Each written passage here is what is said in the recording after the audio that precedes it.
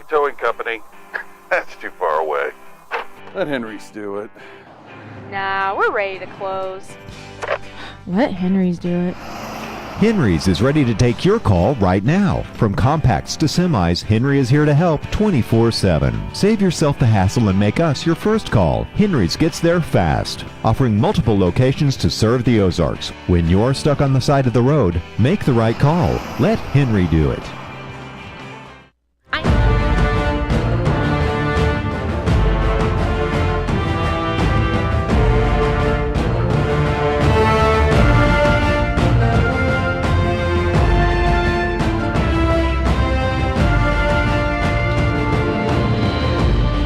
Season begins in the Grip and Rip Baseball League. The Nixa Suckers set to take on the Branson Showmen in a GRBL South Division tilt to start this 2024 ninth season of Grip and Rip Baseball. Hello once again, everybody. I'm Rance Berger. My partner for this one, Nick Bacon. And Nick, pretty nice matchup here. We've got the Branson Showmen going up against the Nixa Suckers. Logan Wiley will be the starting pitcher for the Fish, the home club, against Justin Loudon for the Showman. Two really balanced teams. I'm excited to, so much of this opening weekend, for me at least, is trying to figure out who's changed uniforms and who's where.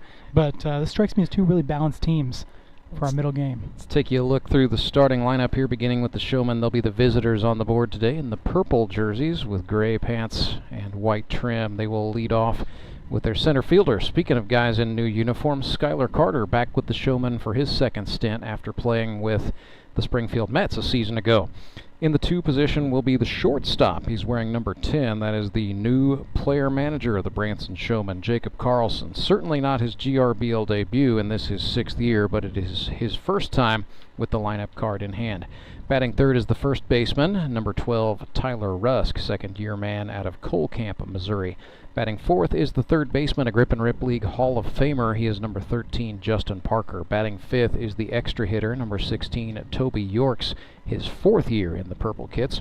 Batting sixth is the second baseman, number 6, Tyler Abma, the Branson Showman franchise player. Hitting in the 7th position is the left fielder. He wears number 5. That's Thomas McFarland. Playing right field, batting 8th, and wearing number 9 from Nixa, Missouri, Ben Hammett. Batting 9th will be the pitcher. He wears number 17, Justin Loudon. And batting 10th and doing the catching is number 7, the rookie out of Mission University, Alex Bird.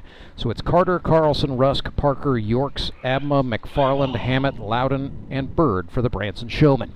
Nixa Suckers are the home team on the scoreboard. They will lead off with their shortstop from Puerto Rico, Davisai Pizarro. Batting second is the center fielder, number 13, Jared Brashler. Batting third is the third baseman, a rookie out of Rogersville, Missouri, Jordan Fitzpatrick. The player manager and catcher will bat himself fourth. That is number 6, Courtney Spitz. Batting fifth is the 2023 Rookie of the Year, and playing second base, number 2, Ben Wade. Batting sixth is the first baseman out of Cabot, Arkansas, number 1, Hayden Gibson. Batting 7th is the extra hitter, number 8, a rookie, Alan Butterfield. Batting in the 8th spot is the left fielder. He wears number 12, originally from Indiana, now Springfield, Missouri. That's Jamar Averyhart. And batting 9th is the right fielder, number 14, out of Sleeper, Missouri, Seth Burns. So a 9-man batting order for the Nixa Suckers as they DH for their mound man. He wears number 25, Logan Wiley, one of the harder throwers in the GRBL and the owner of a nasty slider. 26 years old, out of Springfield, Missouri. Finished out a college career at Missouri State and then played professionally in the Frontier League with the Windy City Thunderbolts, that's independent minor pro, in 2021. Had a 3.2 ERA across 98 and a third innings pitched.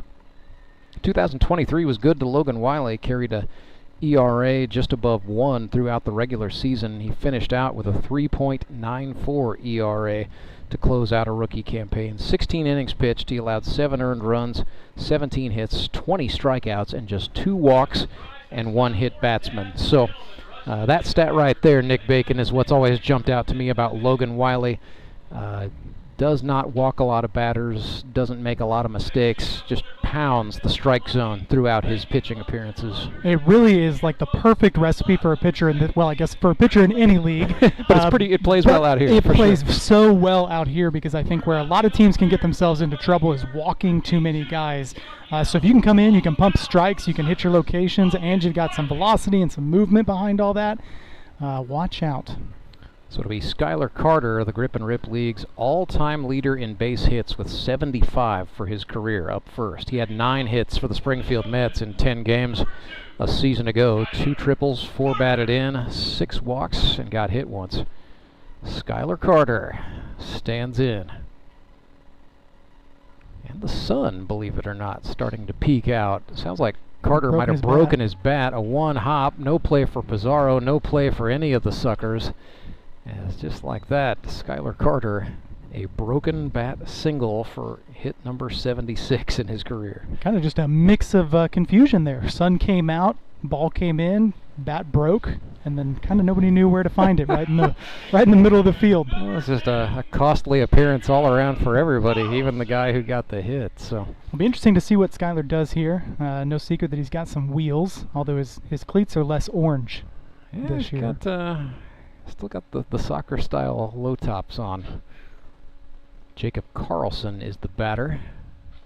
Speaking of the GRBL's 50 hit club, which Tyler Jones got into today, Jacob Karlson was already a member before the day began. He's got 54 for his career, a .369 average. But anyone who has managed games in this league will tell you it's a little bit different when you have work to do outside of just hitting and fielding. When you're responsible for the lineup, it can definitely affect the mental game. 1-1 Wiley throws a great breaking ball for a called strike to Karlson to get ahead 1-2. Buckled the knees just a little bit, but you know what? I think if anybody can do it, it's Jacob Karlson. Just a stoic, stalwart of a guy. It's going to be interesting to see how he manages this year. Takes a lot to get Jacob Karlson rattled. It does. And believe it or not, there is a sense of humor in there. I've seen it myself. It just, he deadpans everything. After that check throw, Wiley will come from the chest. Carter does take off. Spitz fires down. It was on the mark, but Carter is safe. Really a great, great jump by Skylar, but an even greater sort of field and throw by Courtney Spitz there. That was a ball that tailed to his right. He kind of had to pick it out of the dirt and then to make a throw like he did on the money. As close as he made it. Good throw. Jordan Fitzpatrick tried to get the tag down, but nothing doing, and it's a stolen base for Skylar Carter. And then it's a hot shot. Karlson hit it to Ben Wade. Second-year man does a nice job getting the ball to Gibson, and then Carter is able to advance on the throw, so a man goes into scoring position. Smart base running there by Skylar Carter. He was looked back for just a split moment, but I think he was already about halfway between second and third. Took off once that ball started across the diamond. Yeah, credit Ben Wade a little bit there too. He knew Carter was looking to run, so he knew that was coming, and there was just not a lot he could have done better to prevent that. So here's Tyler Rusk, second-year man. Was a rookie with the Springfield Mets a season ago. With the back-to-school bat. Had 12 hits as a rookie with Springfield. Was a Rookie of the Year finalist. But yeah, baseball bat made to look like a giant number 2 pencil. Can't believe he's actually playing with that thing. I mean, it has all the looking of a wall hanger rather than a gamer. Rusk got under that one into the tricky triangle behind the second baseman, but Fitzpatrick is there. Carter started a takeoff. Spitz had a little trouble on the exchange, but it was enough to send Skylar Carter back. Yeah, really a nice throw in from center field. Took Skylar back to third base. It's kind of a tough sky today. I mean, we mentioned the sun starts to peek out here, but I mean, it's kind of since rescinded back into just a lot of gray up there, and so when that ball gets up into the sky, it's not the most ideal sky today. 80% cloud cover, give or take, say our friends at the National Weather Service, Nick. It's a great day otherwise. It is 79 degrees, feels like 81. Winds are out of the south-southeast at 9 miles per hour. That's going to hold steady. The barometer is steady, so there's no chance for rain. It's a beaut out there. Doesn't feel like middle of August, that's for sure. No, just couldn't have asked for more for opening weekend. Justin Parker falls behind 0-1, chasing a Logan Wiley slider there. 2 outs. Runner on third is Carter for the Showman. Parker thought about it and then thought again. It's 1-1. Just a heavy dose of sliders here to start the game.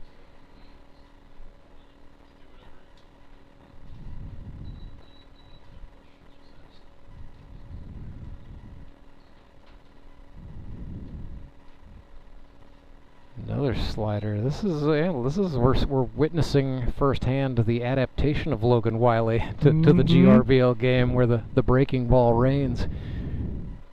Yeah, but you can see on those last 2 pitches, even for Justin Parker, I mean, there's a wince because that ball looks like it's coming right down the middle for you. There's a Steerreich thrown. That was a fastball. Yeah. so Logan Wiley can throw it in the 80s, no doubt. I mean, would not have played at Missouri State and would not have played professionally without a fair bit of velocity. But make no mistake about it, his stuff moves and it's nasty. Justin Parker got rung there. Down on strikes he goes, and the Suckers neutralize the threat after Skylar Carter gets on, and he got within 90 feet. But it's a bagel on the board. We will step aside, and the Nixa Suckers will come to bat for the first time right after this. It's Grip and Rip Baseball, live and free. Remember, when you're in a jam on the side of the road, you gotta let Henry do it. Started Henry's Towing nearly 5 decades ago. Customers knew that Henry would be the guy coming to help.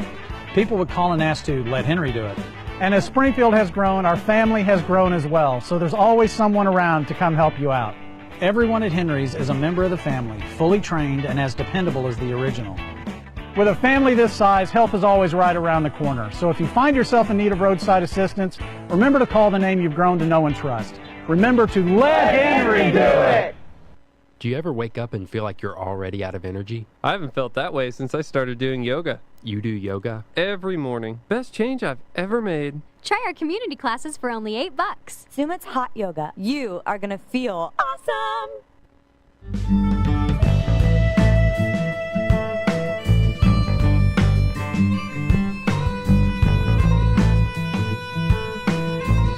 So the Branson Showmen start off 2024 by calling on a man whose name has become synonymous with the Howard Bell Trophy as of late. No, I'm not talking about Clay Murphy. I'm, of course, talking about Justin Fruit Snacks Loudon out of Lebanon, Missouri. Since 2021, he has been on the championship winning team every time. Do the math. That's 3 in a row for Snacks, including the Springfield Metropolitans in 2023.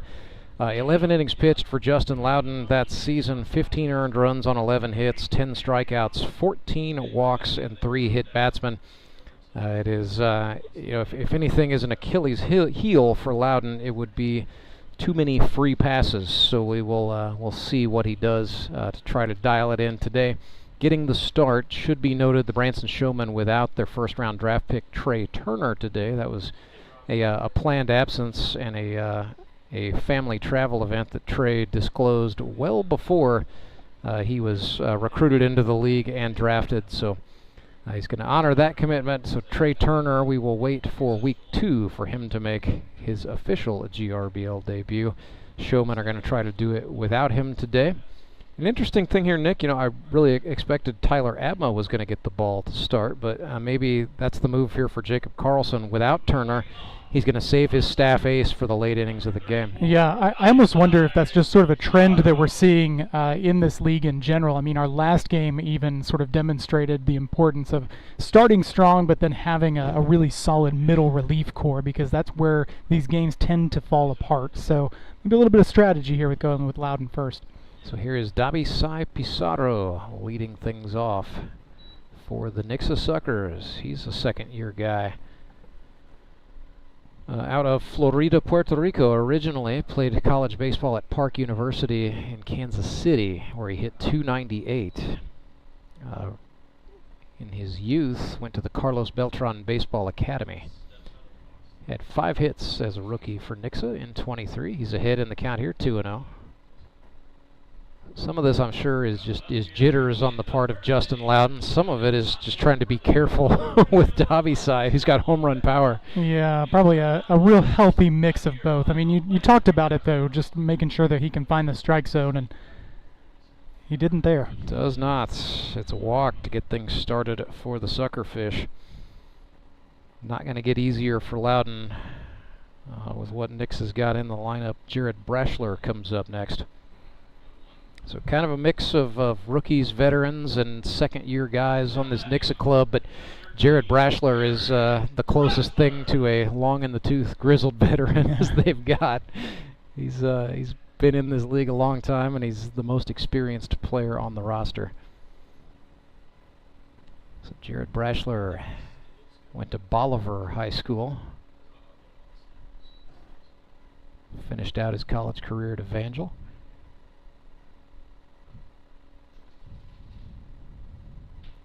Like to get something going here.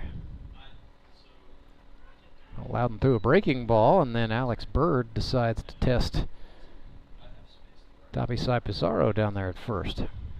Justin so far really trying to test that inside edge, find out where that strike zone is.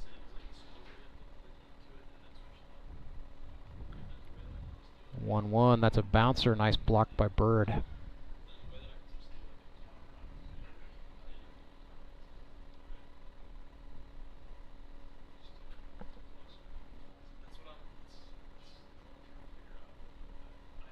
First time in at least a couple seasons that Jared Brashler's wearing something other than black, right? It is. This is his first time ever with the Nixa Suckers, actually. First time playing with Courtney Spitz. That's in the hold of the shortstop. Karlson gets it to Abma for one, and Abma will just hang on, so that'll go down in the book as a 6'4" fielder's choice. You know, another thing that I think is going to be interesting to watch today especially, but perhaps for these next couple of weeks, is just how well players adapt to this new surface. I mean, having played in Ozark for 8 seasons, this is a beautiful new field, beautiful new park, but it does play drastically different than Ozark. It's a slower roll. There's a little less bounce to everything, and it is, which I think players are going to like, but they have to get it. You have to get used to it. Absolutely. No, we saw in the first game between the Mountain Ducks and the Mavericks, players kind of sitting back, waiting for bounces that weren't there or rolls that didn't quite happen. So Jordan Fitzpatrick is the batter for Nixa out of Missouri Southern State. He is a rookie, but certainly not a stranger to baseball. So he went 2 years at Missouri State, 3 years at Missouri Southern because of the COVID-19 pandemic. And then he played for the Grand Junction Rockies in the Independent Pioneer League. Hit .369 as a senior down in Joplin, and he hit .344 in his one professional season. Had a .398 OBP. Fitzpatrick had a very good tryout. Just really impressed. Showed some all-around skill, showed some versatility. Yeah, those numbers will play.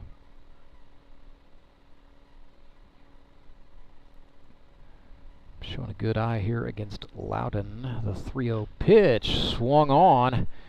That is back. Going back to get that is McFarland at the track. It's over his head. One hop and it's off the wall. Jared Brashler turning on the wheels. He will go from first to home. It's an RBI double off the bat of Jordan Fitzpatrick, and it is 1-0 Suckers. Boy, that ball just carried. I mean, it kept going both directions. Kept going up and kept going out. Kind of a tough read out there in left field for that one, just because of the sky, but also because the ball just kept carrying. Thomas McFarland's a good outfielder. I mean, make no bones about it. It's not like he just got trotted out there. No, I think that one hopped to the wall, and then we got a pretty good bounce on it. I feel like it hit the numbers up there. So batter is Courtney Spitz for the Suckers. 36 hits in his career. He's a .288 lifetime hitter. Broke into the league in 2018. It was going to come to me. I knew it. Started off as a manager straight away.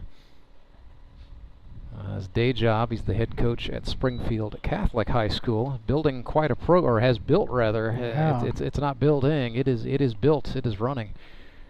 built quite a program. He's down here 0-2 against Snacks. Loudon played for Spitz in his first year. That was they were the Elite Promotions Team Elite. Back to 1-2. Make it 2-2. Runner Fitzpatrick will hold at second. Loudon showing just a little bit of frustration that he's not getting that outside edge. And that pitch looked pretty good, so. Courtney Spitz really has come on strong offensively these past couple of seasons. Had a 14-hit year in 2022, had 7 hits in 23. Saw the plate appearances go down a little bit. But 21 hits across 2 years in this league is swinging a pretty good stick. I think pitchers are generally being a little bit more careful with him now that his offense has emerged.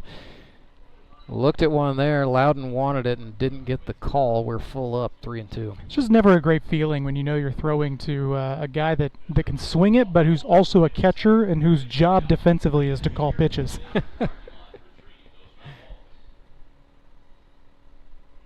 1-0 Suckers, 3-2. Loudon, yes he did. Got Spitz on strikes. Not out of the woods yet, as here comes Ben Wade. So he won the Rookie of the Year award, largely for his bat. He hit .517 for Nixa, 15 for 29, 2 triples, 6 batted in. .563 is on base percentage, so he did walk 3 times, but most of the time he was getting on with his bat. You know, he almost gets mistaken for being nonchalant up there. Just looks very relaxed in the batter's box, Ben Wade. Gosh.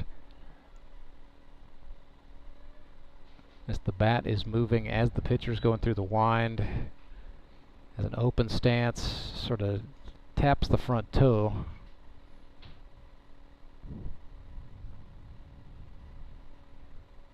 Yeah, it doesn't really tense up. Baseball's such a game of rhythm in so many aspects, and you can just tell it's almost like a gentle dance he's doing up there in the batter's box.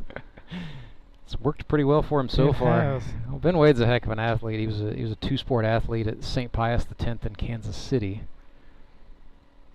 It's Karlson, the manager, having a chat with Loudon, who eats a fruit snack. Well, why not? Always got him in the back pocket. Got to lean into your brand at all times, right? Even even in a tense situation here. Ben Wade's not tense at all. He's chatting with the umpire. Again, he really is a competitor, I promise you. Edward Browning behind the plate today, by the way, as Wade looks at a strike. And Brian Lozana, who was the plate umpire for the first game, is in the field. Or actually, no, they didn't change positions. This is still Lozana behind the plate with Browning in the field. Okay. Nonetheless, we'll get straightened out. It's a walk to Ben Wade. Second one of those for Justin Loudon today. And the batter is Hayden Gibson. First and second, 2 gone. Now you can tell on that last pitch, Justin Loudon asking into the home plate umpire just how close that was to a strike. He's still just trying to establish that outside edge. So Hayden Gibson, yes it is, 5 hits a season ago. True lefty. Average was .238, on base was .466. He walked 5 times, he got hit 4 times. Well, and yeah, Hayden Gibson's a road warrior. He drives back to Little Rock, more or less, the night after a game to go to work the next day. Well, that just shows you what this league means to so many guys. That's awesome.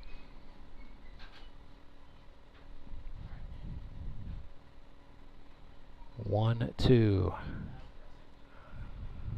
Loudon tried to bend one, but Alex Bird tried to frame it. But I mean, you know, when the elbow's inside the wrists, you're not really going to sell the frame job very well. It's 2-2.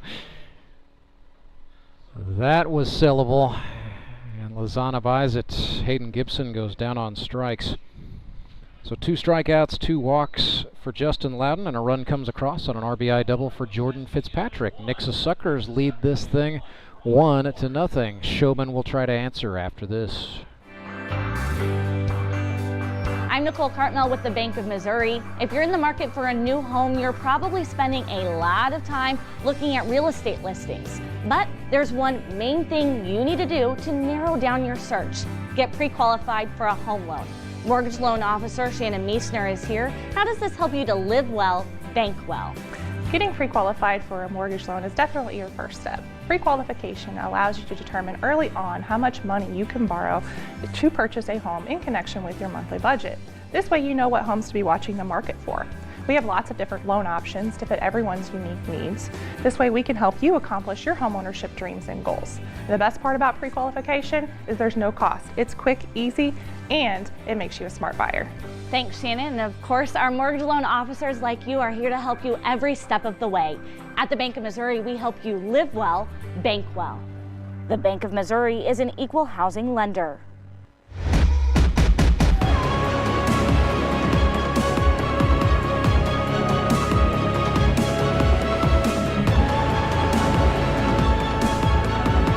Goodness sake. So that is, well, that's a lot of people, but there's one fish down there. That is Lunky, the mascot of the Ozark's Lunkers Arena football team, doing the Lunky Shuffle. To no music, right? I mean, it we sounds good on the music that we're playing. We don't have the music because we don't want to get our copyright strike on the channel. But in the stadium, they're doing a legit Lunky Shuffle down there. That's the Spitz kids. All three of them, I think. There's Walker and Texas Ranger and Cal Naughton Spitz. They're all there. Toby York stands in against Logan Wiley. I don't know. If you didn't know your fish, you would think that there is a Nixa Sucker mascot out here. No. Lunky's head is the wrong shape to be a sucker, okay. Nick. I don't know my fish. You gotta study these things in the broadcast game. We'll work on it. 0-1 to York, says Logan Wiley. That was just filth. Just filth. Yeah, those weren't the pregame notes you sent me, Rance. No, sir. Fish heads. Well, you got to be ready for anything. Toby Yorks was ready for that. It's a grounder to the second baseman, but fielded cleanly by Fitzpatrick, and the throw over to Gibson in time to get the out.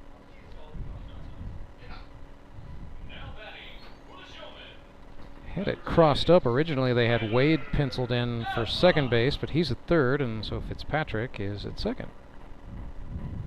Still Pizarro at shortstop and Gibson at first. So we're hanging in. Tyler Abma looked at a ball down and out. It's Tyler Abma, make no mistake, he's the Showman franchise player for his pitching. However, he can swing the baseball bat a little bit too. Had 5 hits with Branson a season ago. Chops this one. Again, it's Fitzpatrick for the Suckers, and again his throw to Gibson on the mark for the out. Fish fans applaud politely.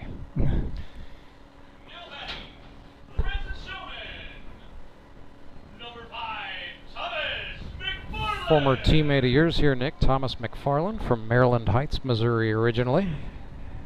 Played for the Mountain Ducks a season ago.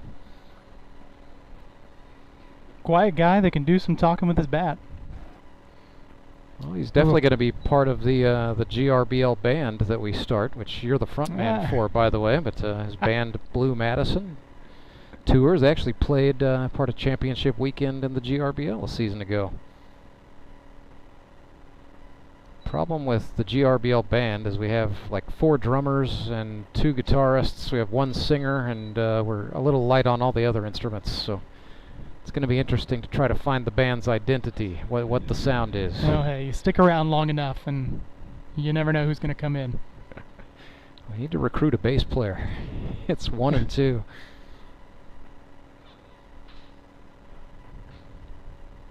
Actually, Jared Brashler, the Suckers center fielder, came up as a drummer. You know, his family from Branson, Missouri, the famous Brashler family. They played at a theater there. Wiley walked off the mound. The problem was the umpire did not dismiss him accordingly. So the count is full, 3-2. Thought he had McFarland looking, not so, says the man in charge. Come back with a payoff pitch. And that walked him. Now both pitchers, to a degree, trying to figure out the strike zone here.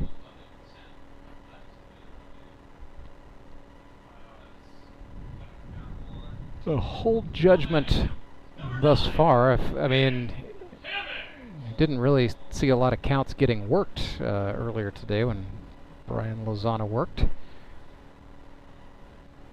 So here's Ben Hammett. Coming off a very interesting season with the Springfield Metropolitans. He was hitless throughout the regular season and then had 2 hits in the semifinals and then 2 hits in the final. So when it counts. Finished out 4 for 25, but he was just an absolute monster in the postseason. Chatting with Ben about that a couple weeks back, and he said, yeah, I'm going to try to figure out what that was, and maybe I can actually start the year this time.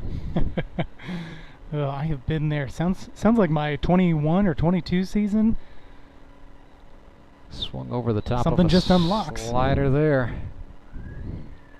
Well, nothing like trying to build your confidence against a guy like Logan Wiley, one of the hardest throwers you're going to see. There you go. Set the bar high to start off, and then everything from there is downhill. Everything else should slow down after that. The 1-1. Wiley from the chest. Hammett made good contact. He was just a little bit early. It's foul. Early on that one. You know, even with the harder throwers in this league, I think that's one of the challenges is that you just think that things are going to be on you so fast.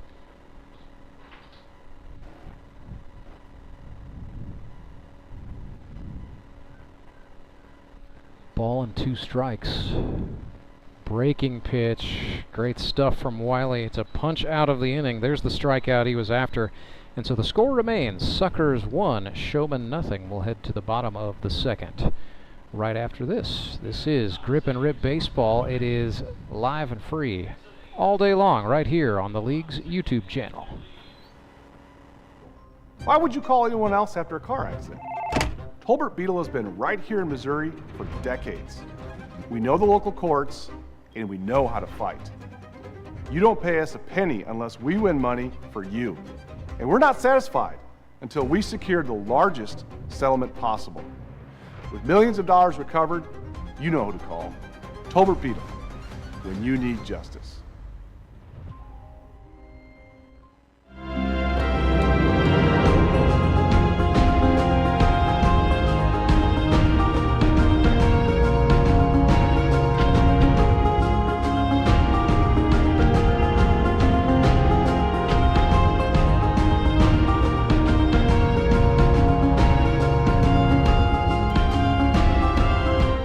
Burger and bacon for this 3 o'clock game today. Rance Burger, he's Nick Bacon. Got a pretty good one cooking up here, partner. Nixa Suckers and the Branson Showmen, 1-0 ball game. Justin Loudon, whose nickname is Fruit Snacks. Yeah, you got the burger, the bacon, and a little bit of a... And we're doing some cooking, you said. I don't know if Fruit Snacks constitute cooking or a side dish, but nonetheless... Dessert. Trying to work on that food-related theme. We've gone just about everywhere so far. Music, food. Wildlife biology with the fish imagery we got going. We're excited. So we got Lunky the Lunker from the Ozarks Lunkers out here for this one, and that's a great friendship we're able to have. In seriousness, I do want to say that with the Ozarks Lunkers, the Arena League team, when Caleb Scott and company got that going, Tony and I had a conversation, Tony Lewis, the commissioner, and we said, yeah, we want to be friends with the Lunkers, and you can see that friendship in action right there. Yeah, just exciting for Springfield. So batter is going to be Alan Butterfield, who looked very good in the preseason jamboree. I'm excited to see what this rookie can do and what he can build. Alan Butterfield from Francis Howell Central High School. He's in Springfield working for Patio, so he's part of the Patio pipeline to the GRBL. A right-handed middle infielder. He was also a high school soccer player. Looked at a called strike there. One of those guys who unfortunately was a graduating senior in 2020, so did not get to play his final year of high school baseball. It was completely wiped out. So Alan Butterfield, 1 for 1. In the Jamboree, we saw him play 3 different spots on the infield. It'd be interesting to see how he slots into this Nixa lineup as the day unfolds. It's a good place to be if you have that kind of utility and can play all over the place. Starting off today is the EH, the extra hitter. Or actually, he's the DH because Nixa is going with a 9-man lineup. So, thanks, Spitz. I don't know why he made an E, not a D, but Alan Butterfield is the designated hitter. Got a loose ball that's going to pause the action here.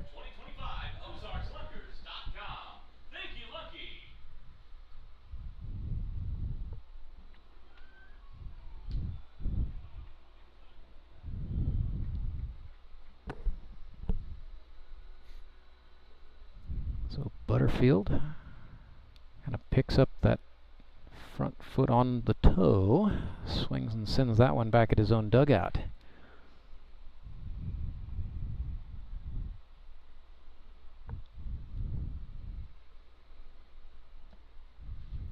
Deuce is here for Allen.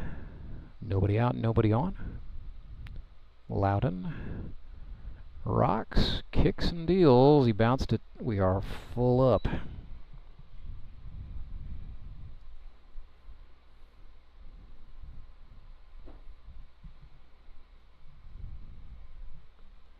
So Justin takes a walk back. Likes to look down at the baseball a lot. Not sure what he's telling it, but it's one of the Loudon mannerisms. Occasionally you'll see him look up at the sky and speak with whatever's up there. Clouds, the sun, a deity of his choice. Any help you can get, I'm telling you. Talk to anybody out there. Justin has told me he's really at his best when he's thinking about anything other than the baseball game out there. Yeah, it's funny how that works. Probably for so many baseball players, the more you can keep your mind just kind of free-flowing and off the topic at hand, the better you tend to be. Here's Jamar Averyhart, 3rd year in the league. 3rd team. He has started off with the Showman in 22, was with Moon City a season ago. Now he is with the Nixa Suckers. Late getting to that one and sends it up foul. Averyhart, 33 years old, originally from Griffith, Indiana. Went to Trine University. That's a Division III school, I do believe. Sort of the north-central part of the state. You play baseball there? He did. And he was involved in, he was also a graduate assistant coach after his playing days were done. Jamar actually has a master's degree. One of those guys who, when he came into the GRBL, he helped boost the academic standing along with the play on the field. Oh my gosh, I think we've got music and everything else covered, but that's good that we're bringing in smart guys too. Certainly helps.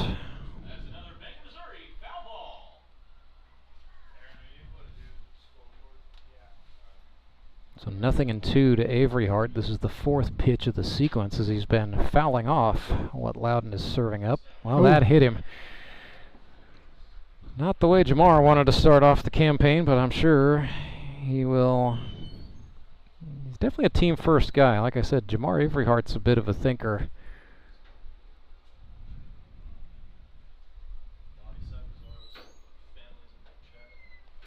Batter is going to be Seth Burns, the cattleman out of Sleeper, Missouri.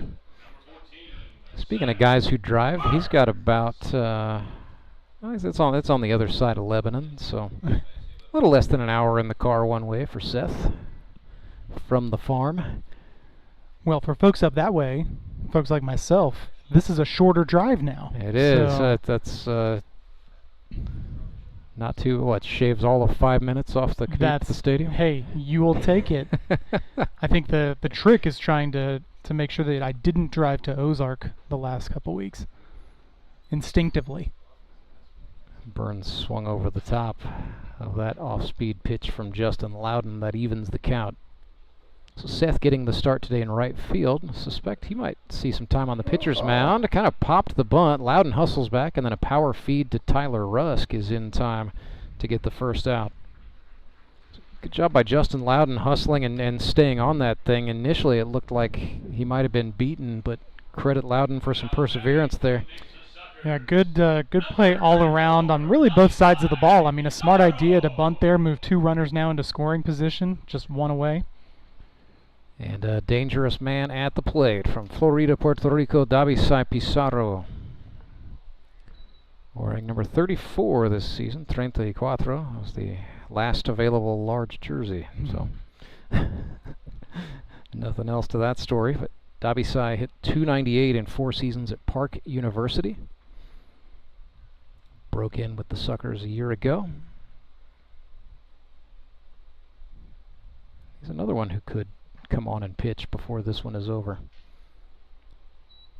Well, Davisai Pizarro in an all-star affair down on Table Rock Lake, in which the Grip and Rip sent a delegation to go play the Show Me Collegiate League All-Stars, was the leadoff man for Daniel England's all-star squad.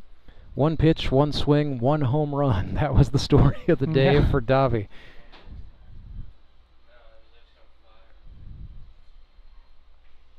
He's ahead in the count here, 2-1. 2 bolas y un strike. Loudon sends one that gets sprayed. That may be at the shopping mall. Let's hope it's at the shopping mall and not through somebody's moonroof. Looking at Pizarro's facial expression as he turned around, he might have hit it at his own car there. Yeah. He was cringing. They're a lot closer here than they are in Ozark. I think I chose willingly to park about a mile away. Yeah, that's the move for sure. Pizarro pulls that one. He was waiting back on it, but he did not wait back enough. No, he didn't, but great job of just getting his hands in, too. Yeah, and he broke his bat. Oh, goodness. So he's going to ask for a new stick. Davisai Pizarro. 2-2 with 1 out. Runners on 2nd and 3rd. Big opportunity for the young student at Cox College. Ooh, watched it go by. Full count. 3 balls, 2 strikes.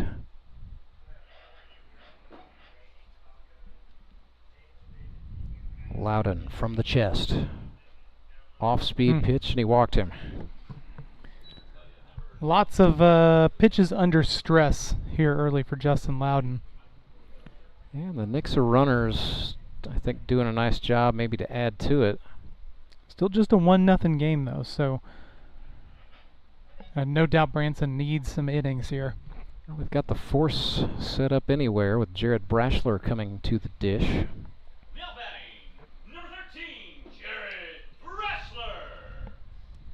Brashler grounded into a fielder's choice first time, so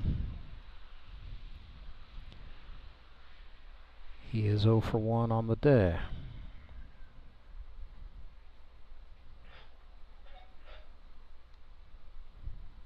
Ooh. Ducks out of the way. It gets away from Bird. Runner comes home. Loudon does not come up with it, and Butterfield scores. It is now 2-0 for the Suckers. Gosh, a lot going on there. Jared Brashler had to duck out of that ball that was coming straight for his noggin.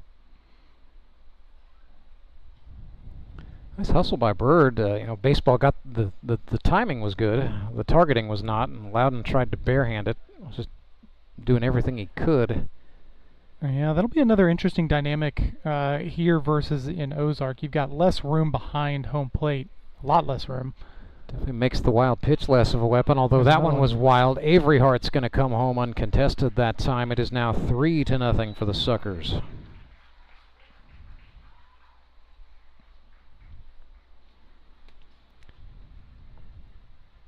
So the Fish playing a little bit of small ball.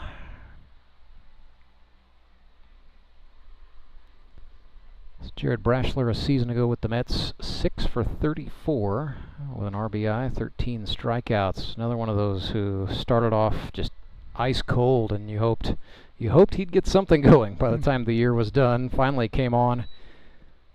He did get it going toward the end of the regular season there, but for his career, Jared Brashler in the 50 hit club. 53 base hits.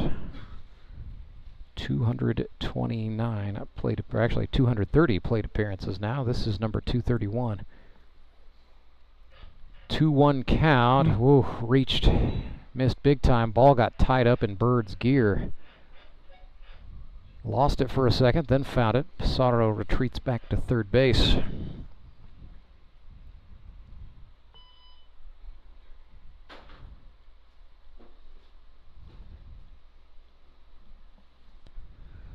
So Brashler hops back in for the 2-2, and now time is called. Yeah, I think scoreboard said 2-2, and umpire just said 3-1.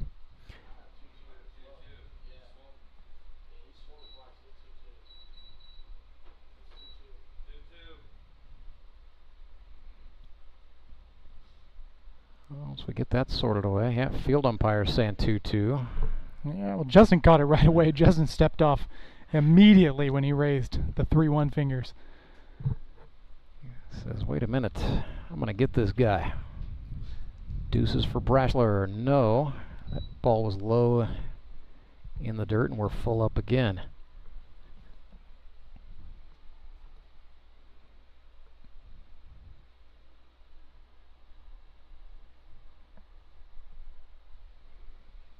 Well, you don't really want to get to the 3-hitter.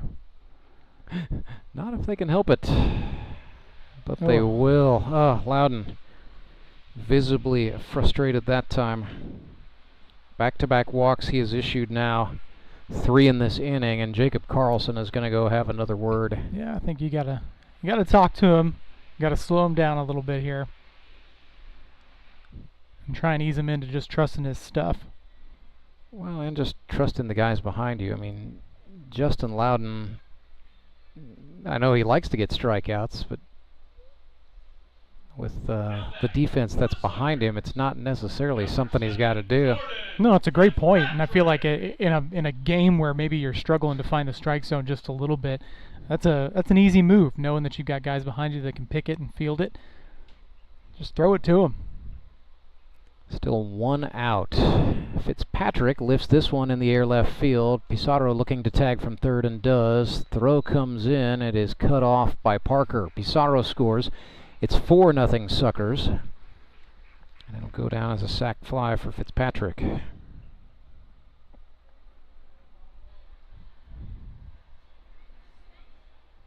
So a 4-run advantage. Here's Courtney Spitz.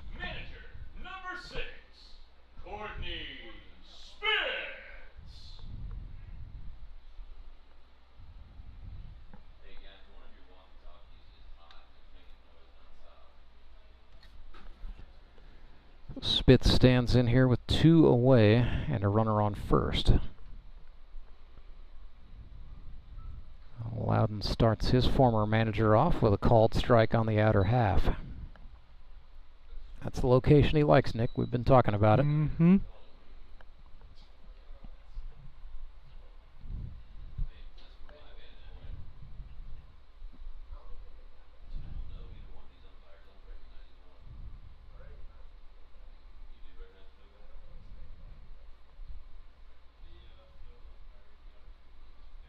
So Courtney Spitz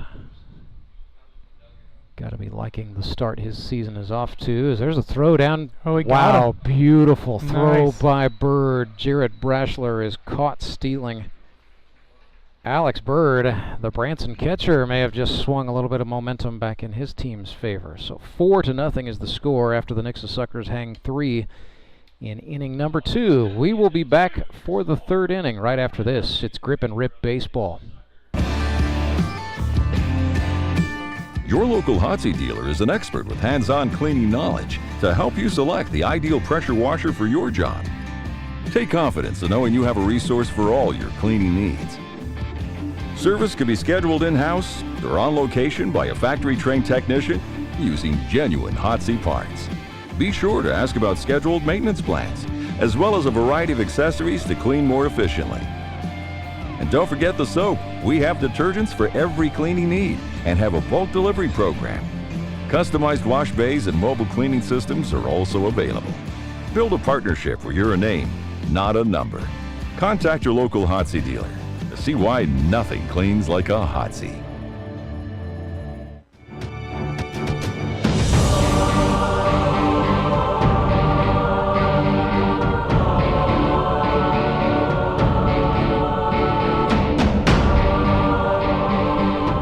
Logan Wiley back to work for the Fish.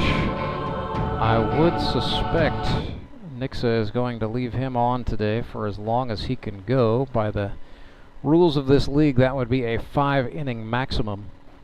Each team will have to make at least 2 Henry's towing pitching changes before this one is over.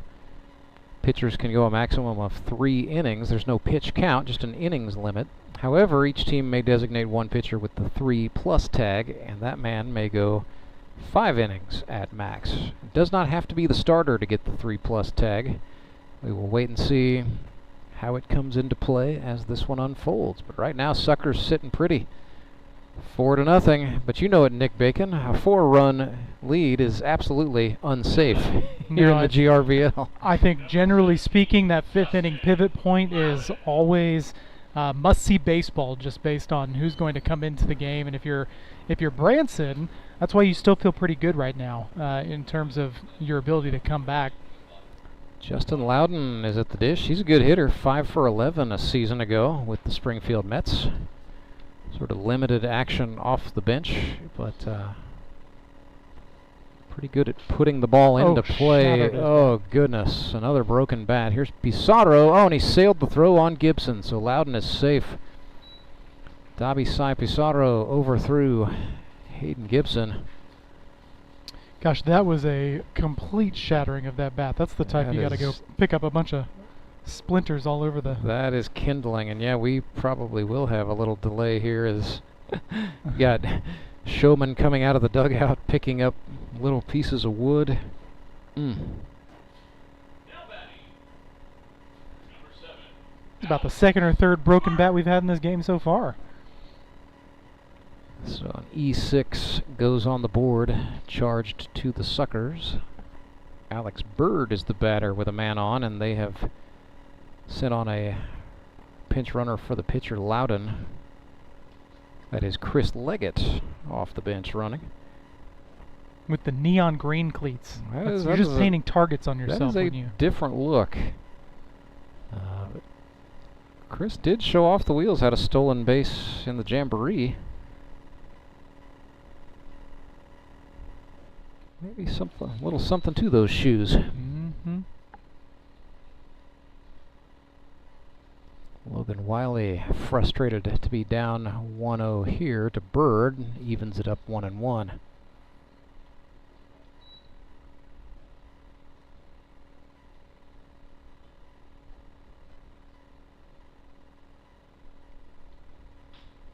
Alex Bird lifts this one in the air, right field. In to get that is Seth Burns. He makes the catch and logs the first out.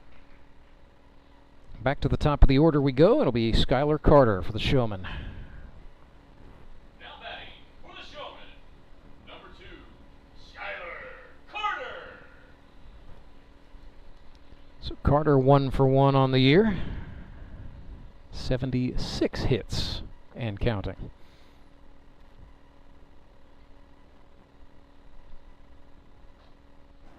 Oh, goodness. Wiley paints one for strike 1. 76 hits over 8 years. Who's the closest to 100? Skylar Carter. he's the all-time leader right now.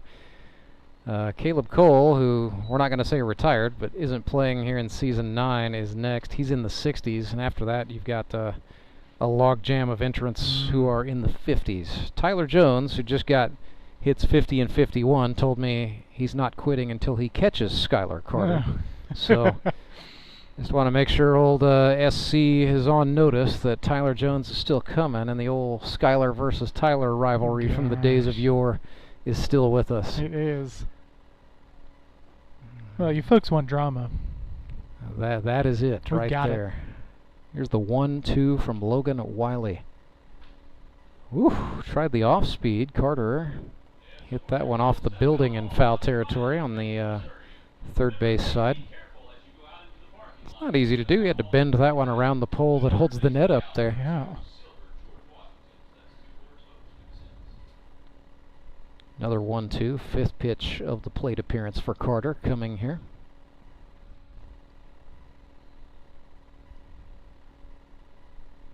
It was a fastball. It was a hot shot liner. Fitzpatrick for one. Leggett dives back in time. He's safe, but nice job by Jordan Fitzpatrick. That's about as clean as it's going to get out here. Yeah. Ball had just a little bit of knuckling to it. It was a hot shot, but here's Jacob Karlson. 0 for 1 today out of College of the Ozarks. 1 year at Independence Community College, made famous in Last Chance U, but 3 years at C of O. Bobcats were an NAIA team back then. That's This is launched. That is going back, but tailing. It will be foul. Into the Nixa bullpen. A loud strike off the bat of Jacob Karlson. With the Showman trailing 4-0. Looking to try to create something positive here.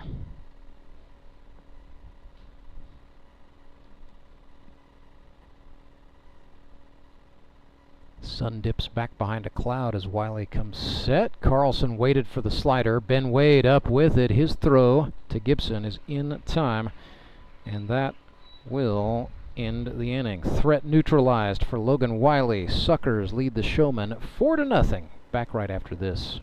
I'm William Beadle from Tolbert Beadle. It only takes 1 second for a person to be involved in an accident. And when the worst occurs, there's only one person that matters, you. At Tolbert Beadle, we want to be the one you call for help. We're the one to get you the compensation you deserve from the insurance companies. Call us today and find out if you have a case. The consultation is always free. Tolbert Beadle, when you need justice. When Gary and Sandra Henry started Henry's Towing nearly 5 decades ago, customers knew that Henry would be the guy coming to help. People would call and ask to let Henry do it. And as Springfield has grown, our family has grown as well, so there's always someone around to come help you out. Everyone at Henry's is a member of the family, fully trained and as dependable as the original. With a family this size, help is always right around the corner. So if you find yourself in need of roadside assistance, remember to call the name you've grown to know and trust. Remember to let Henry do it!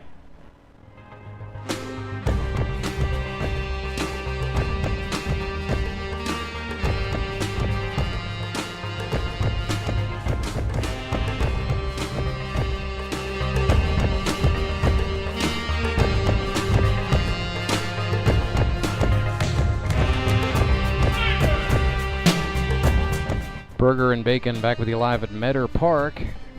It's a Henry's Towing pitching change for the Branson Showmen, trailing 4-0. They call on the rookie out of Kabul, Missouri, Marcus Rader.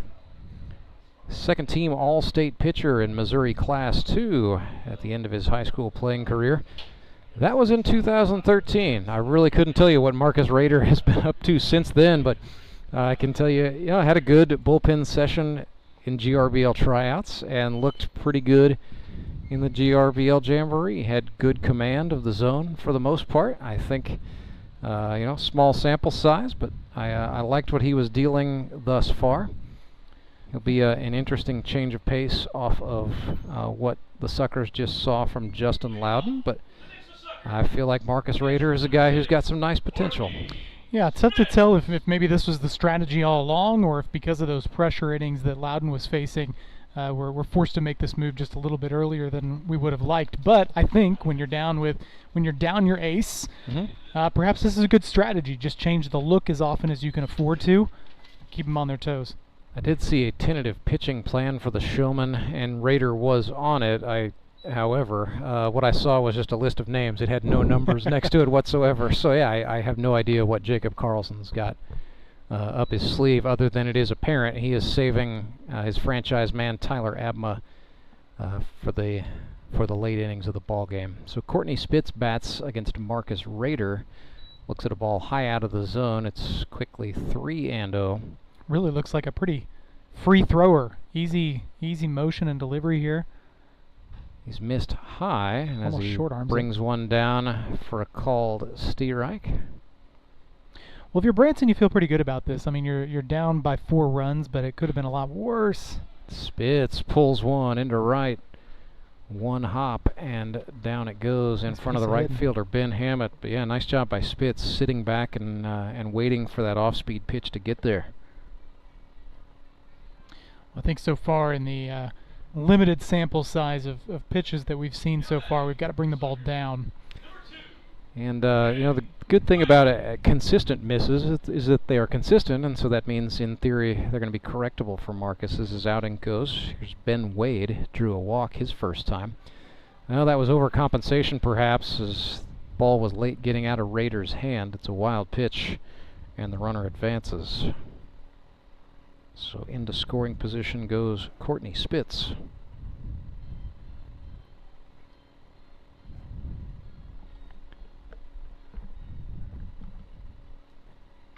Ben Wade chops this one to the second baseman. Abma's throw to Rusk is in time. Nice job by Abma with Spitz running from second to third. He knew smart thing to do was just go ahead and get the out there, and that's what he did.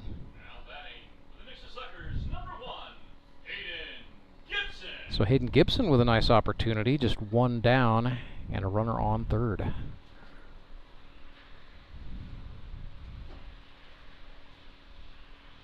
Rader started him with a fastball. This is sent to the shortstop. Karlson throws to Rusk in time, and Spitz scores. It is 5-0 for the Suckers. Good old-fashioned get him on, get him over, get him in baseball there. Just a little bit of old-timey small ball there. That would play well sometime around 1959, am I right? Yeah, I'd love to see it, you know. Alan Butterfield drew a walk his first time up, Suckers' designated hitter.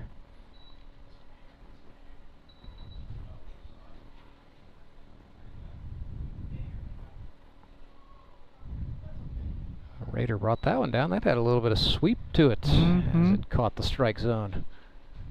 It's a pretty pitch there. Some tailing action on a few of these.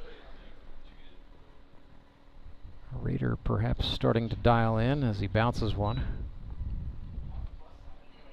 Well, at first he was almost underthrowing. His last few misses, it's like he's overthrowing. Well, that'll happen. You know, it's as best I can tell, he's been out of organized baseball for a decade, and you know, there's only so much preparation in the backyard you can do to get ready. He was ready for a hot shot right back at him. Rader, really good inning, all things considered. Throw to Rusk, yeah, not bad. Gave up one hit, but really minimized what the damage could do. So Suckers do put one up. They are up 5-0. We will go to inning number 4, and it is right after this. It's Grip and Rip Baseball, live and free all season long right here on the YouTube channel. Don't forget to like, share, and subscribe. In Missouri, whether you're looking to pay bills or make a big purchase, sometimes you need cash quickly to take that next step. A consumer loan might be a perfect option to help you live well, bank well. Sonia McClendon, one of our branch managers, is here to explain. Thank you, Nicole. We provide personal consumer loans for almost any purpose, from building your credit to financing that new car. We offer competitive rates, and decisions are made locally so we can get you the money that you need quickly. But what makes our consumer loans unique is that personal touch. For example, I recently worked with a customer to secure a loan for a horse trailer. He could have went elsewhere, but he chose to work with his bank because of that personal relationship that we've built with him. Being able to work with your personal banker that you know and trust makes a big difference. That's right, because we work with our customers to help them live well, bank well. Get started at bankofmissouri.com.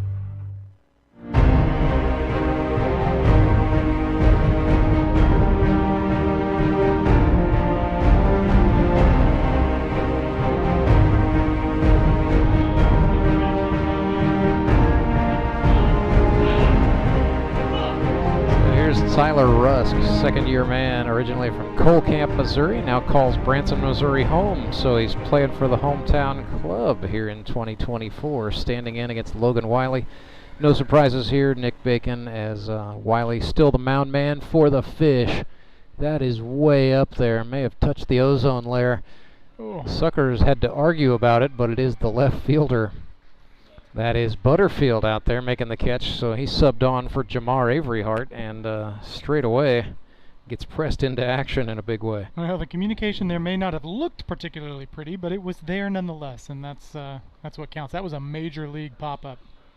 Pizarro had plenty of time to run all the way out there, but Butterfield called him off at the last second. And I think, baseball skill-wise, that was the right decision on the part of the Suckers as well. Another one way up there, off the bat of Justin Parker this time. It's into the glove of Jordan Fitzpatrick, and that's the second out. So the Showmen are making noises, but they are punching holes in the ceiling. See what Toby Yorks can do here. Now batting for the Branson Showmen, number 16, Toby Yorks. They call him the Splash Man because he makes it Splash Man. Toby Yorks, originally from Rolla, Missouri, with the degree in marine biology and the job at the big aquarium here in Springfield, Missouri. A fish caretaker. Can he take care of these fish? That's going to be the play, Nick. He's used to cleaning up after fish, he tells me. That's, I was like, Toby, that's got to be great. You just go play with the stingrays for 8 hours. He said it's not actually like that. This one has a chance into the tricky triangle over the hand of the third baseman, Ben Wade, a little Texas leaguer for Toby Yorks. And so he is on with a single. Really a tough play to make there for Ben, just going back on that ball, coming over your shoulder, but then it almost seemed to tail to his right side. He actually tried to grab it with his bare hand. Yeah, it was a little ill-conceived. I, for one, am glad that did not hit Ben Wade's right hand. Right. Could have been an injury. So here's Tyler Abma. Coming up to bat, uses it's a fun story, uses a Michael Bolton song from the movie Hercules. One of those guys from whom the kids obviously choose the music. Pizarro dives, can't get there. Tyler Abma hit it just beyond his reach. That's back-to-back hits for the Showman, and they're in business with 2 outs. If you're going to let your kids pick your walk-up song, Hercules is a pretty good soundtrack to pick from. It could be a lot worse. It's not, initially when I was looking through the form and I thought, Michael Bolton, what is he doing? And I gave it a little spin, and it came back around for me. Yeah, I can go the distance. Exactly. I'm not going to try to sing it, but you can. You actually have talent for that. So here's Thomas McFarland, 0 for 1 today. Or check that, he is 0 for 0. Drew a walk first time. Sorry, Thomas. Didn't mean to sell you short there. Wiley went in, and McFarland kind of fought it off. Fitzpatrick up with it, and man, he has just been a vacuum cleaner over there at second base. Gets McFarland, gets the out, and gets the Fish out of the inning. Another bagel goes on the board, 5-0. Nixa Suckers out in front. Remanufacturing isn't just a process, it's a legacy.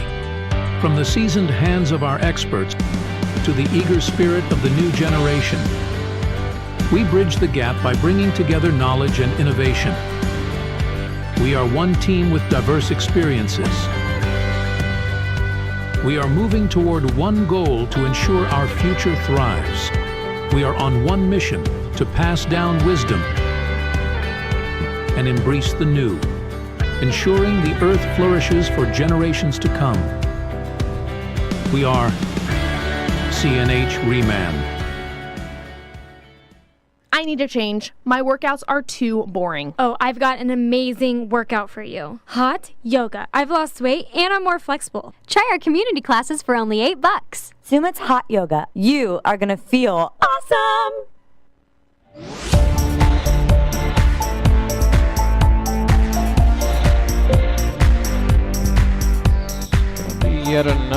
Henry's towing pitching change for the Branson Showmen. They call on the right-hander originally out of Rose Hill, Kansas, who now calls Nixa, Missouri his home out of Oklahoma Christian University. That's going to be none other than Ben Hammett. So Hammett, good line in 2023 with the Metropolitans. 2 innings pitched, 2 earned runs, 5 hits, 6 strikeouts, 2 walks. The most we really have seen Hammett pitch in a season was 2021. That was with the Republic Locos. He pitched 14 2/3 innings that year. Struck out 15, walked 7, and had a 4.3 ERA. If there was one drawback to that campaign for Hammett, he was largely in a middle relief role. It was the number of batters he hit. He had 7 hit batsmen, so every other inning he was plunking somebody. We'll see if he can keep the baseball off of Jamar Averyhart, who's already been hit by a pitch once today.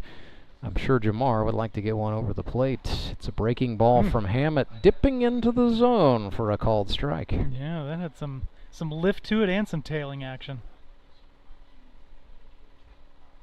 Hammett tried to go to it again. That was a little flatter out of his hand, and it's a ball, 1-1.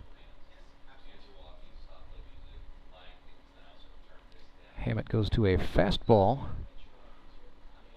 Looks like he's got a little extra oomph on these Well, pitches so than I Ben remember. Hammett has been working hard. You know, he and his wife Julie just opened up a D-Bat franchise location in Nixa, Missouri. Well, that facility looks spectacular. What I guess anything that was some semblance of free time in Ben Hammett's life is now being spent in a training center, so I'm sure he's played a little catch. Yeah, there you go. He's in a 3-2 here against Averyhart, and then he hit him a second time for poor Jamar to get plunked today. Well, that was a breaking ball that did not break. So Jamar Averyhart is on, and he says, "Hey, Tyler Rusk, good to see you again. Can you talk to your buddies about this?" Come on, man. At least that one was a breaking ball. That's true. Better than to take a heater in, on the hip there. So here is Seth Burns, the cattleman.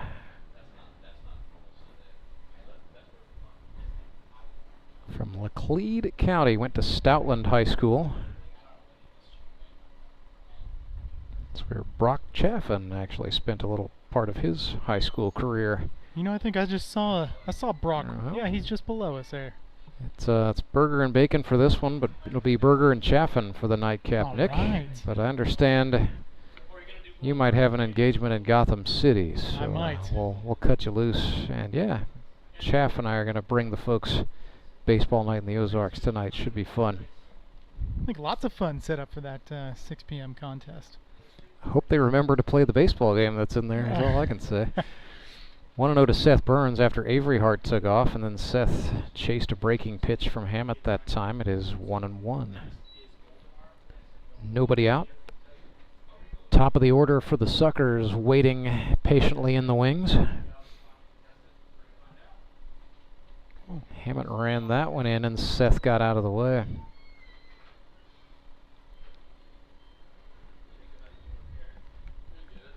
Two and one. And then Hammett steps off.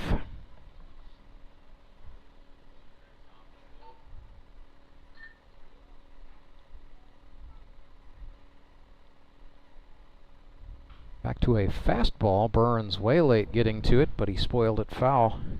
One thing Ben's doing a decent job of thus far is really just working in and out. I mean, he's hitting the inside corner, then going to the outside corner, then coming to the inside, then going outside.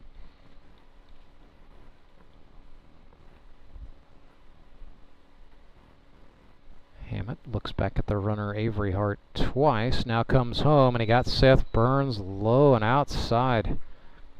Good sequencing there. So Hammett, after plunking a man aboard, maybe making those fine adjustments on the dials. Yeah, really a great last couple pitches there as he got him looking on the outside corner for a strike and then just bent it a little further outside for strike 3. Find out what he can do here against Dabisai Pizarro. Ooh, bent one on the inner half, and you could just... That's what he was trying to do to Jamar. Don't even have to read lips there to see that Pizarro was a little bit puzzled by that. Hammett comes back on the outer half. Oh. It's off the mound. Tough play in the hole for the shortstop.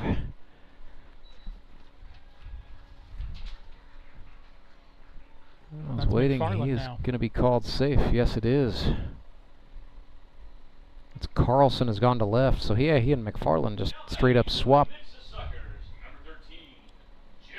They are going to score that as a hit for Dobby Sai Pizarro. I think that's a good bit of scoring there. I mean, I think so too. After the just perfectly done ricochet off the front of the pitcher's mound there. Well, and really it was fielded cleanly. Good throw. Takes off. Breaking ball, and Pizarro is going to take second. He caught everybody sleeping there. Heads up stuff from Dobby. First base is now open for Jared Brashler.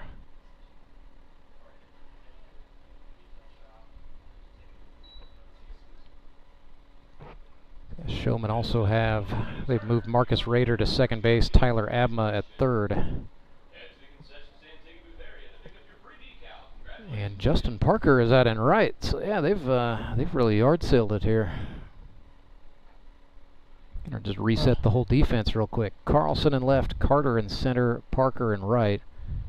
Left to right across the infield, it's Abma at third, McFarland at short, Rader at second, and Rusk at first.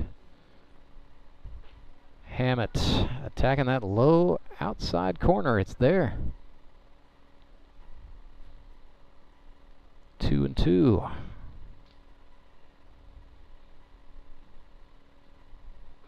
Right over the plate he goes. It looked like a sinker just about. Now it's 3-2. Check that. So that was a 3-1, not a 2-2. Now we're full up. Payoff pitch. Breaking ball, no. Brashler draws the walk, and the bases are loaded. You really saw that last pitch just kind of flip off the fingertips and never quite broke back down. Bring up Fitzpatrick. 1 for 1 today. RBI single and a sacrifice fly to his credit. Check that, that's 1 for 2. One of these days I'm going to learn how to... It's 1 for 1? One of these days, I keep threatening, I'm going to learn how to score baseball games. There's a lot of numbers, a lot of math. Well, that's one of those. I always that's one of my Achilles' heels right there. Does a sacrifice fly count against average? No, it does not. Up through the wickets it goes for Alex Bird. Avery Hart coming home, 6-0 Suckers.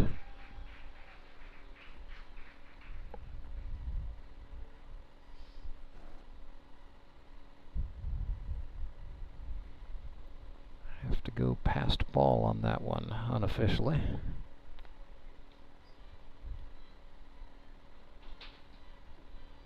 That's another fun debate to have with Little League dads, the wild pitch versus past ball. Who to assign the blame to, depending on whose dad it has the book that day. It's going to say a lot. So true.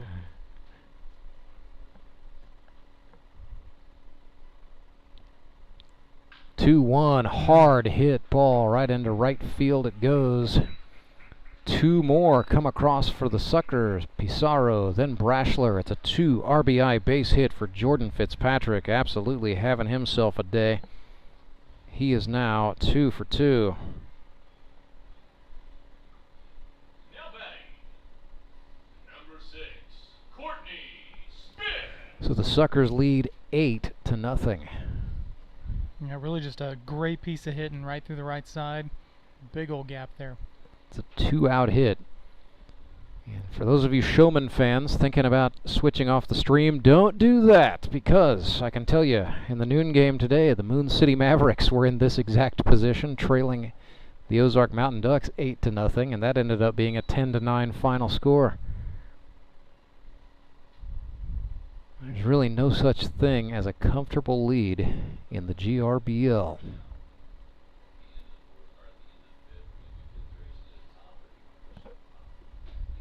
Hammett's pitch to Courtney Spitz is down. Still a little bitter about that one, Rance. It's all right. It's week 1. At least you don't have to fester on it all winter, am I right? Gosh.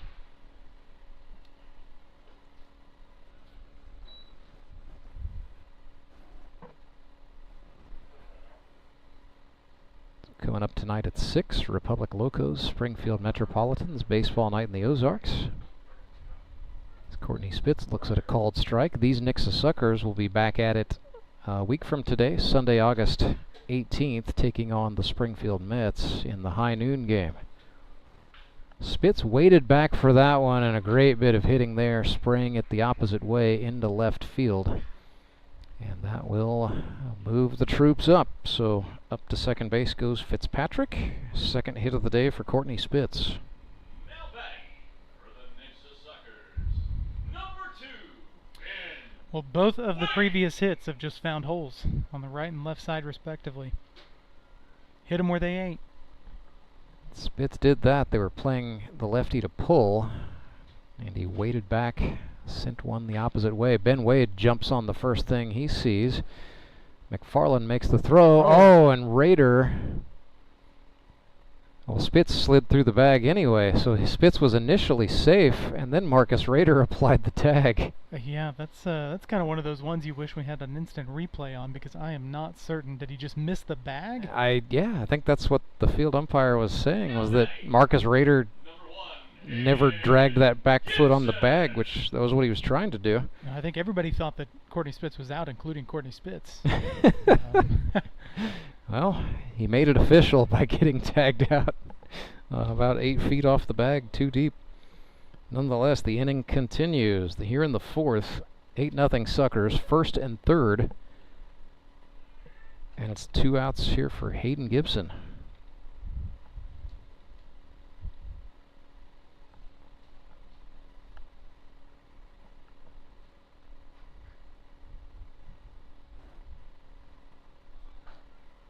Breaking pitch from Hammett. Ben Wade is going to go take second.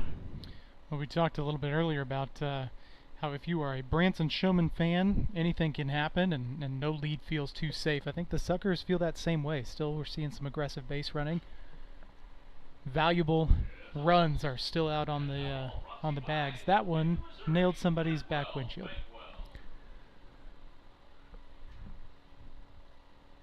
And that is why I park way away. It's good exercise anyway. That's what I tell myself. Yeah. 1-1 for Gibson. Hammett ran him in. This is grounded to second. Rader up with it. His throw to Rusk in time. And the inning is over. Not before the Suckerfish put 3 more runs on the board. 8-0 now off of a 2 RBI base hit by Jordan Fitzpatrick. We head to the 5th. Let you know if Logan Wiley goes back out to work right after this. I'm Nicole Cartmel with the Bank of Missouri. The risk of losing your hard-earned money to scams is real, especially the scammers sending out fake communications. And that's why we're talking to our Director of Fraud Mitigation, Corey Gerstenschlager. He's got some good practices to help keep your money safe. Thank you, Nicole. Yes, often we're seeing that people are being contacted by scammers through text message, phone calls, or emails, posing as legitimate companies or even your bank, trying to persuade you into providing sensitive information like passwords and things of that nature, sometimes even asking you to send them money. If you receive any kind of communication like this and you didn't ask for it, that's a good red flag that it isn't legitimate. So when you have those situations, get an actual number that you trust for that company, call them and verify the accuracy of the information that you're receiving. Good rule of thumb is make sure to check your accounts frequently and report any suspicious activity. Thanks, Corey. At the Bank of Missouri, we help you live well, bank well.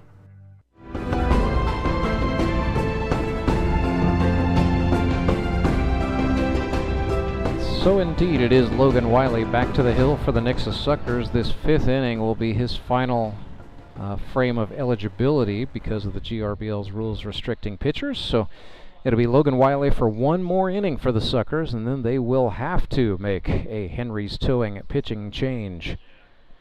Branson Showmen have already swapped pitchers a couple times, but they will, because of the limit, have to change at least once more, and we expect that will be Tyler Abma getting the ball at some point in the very near future. So 8-0 is the score. Suckers have been manufacturing runs steadily through this game. Jordan Fitzpatrick putting on a great performance. He is 2 for 2 with 4 runs batted in, a double and a sacrifice fly. So the batter is going to be Ben Hammett. For Branson, it'll be Hammett, Loudon, and Bird. The 8, 9, and 10 hitters in the purple order. First pitch Hammett gets from Wiley is a fastball low.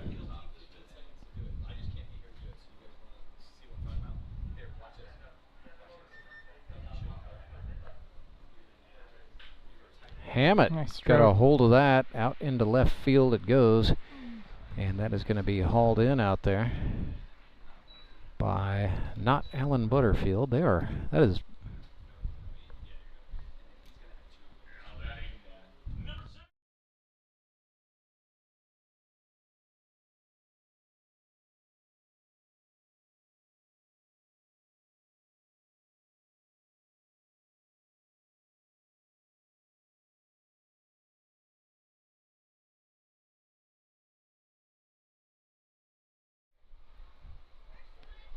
Michael Doman is out in right. And no, that's Brandon Winder out there in left field. Apologies. So it's Winder, Brashler, and Doman in the outfield for the Suckers. Paskey, Pizarro,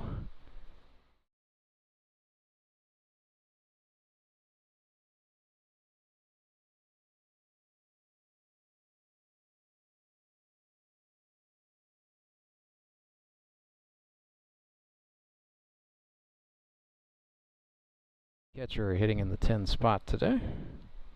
0 for 1, flew out to right his first time. There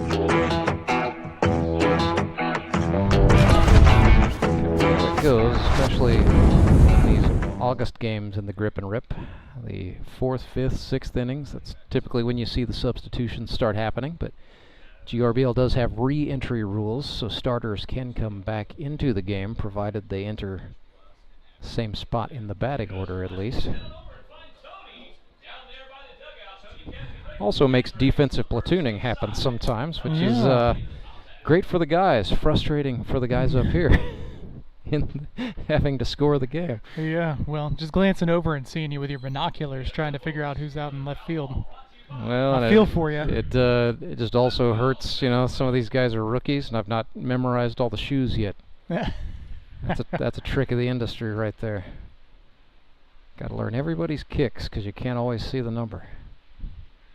So a 1-2 for Alex Bird. Swung on, chopped, and trickling foul where Paskey is there to touch up. I'll get some flashier cleats for you, Rance. That would help, you know, if everybody had neon something or other out there. That'd be all right. So Bird back in the batter's box. Wiley back on the rubber. Another 1-2, 5th pitch of the plate appearance for Bird. Swung on, fouled off. We will do it yet again.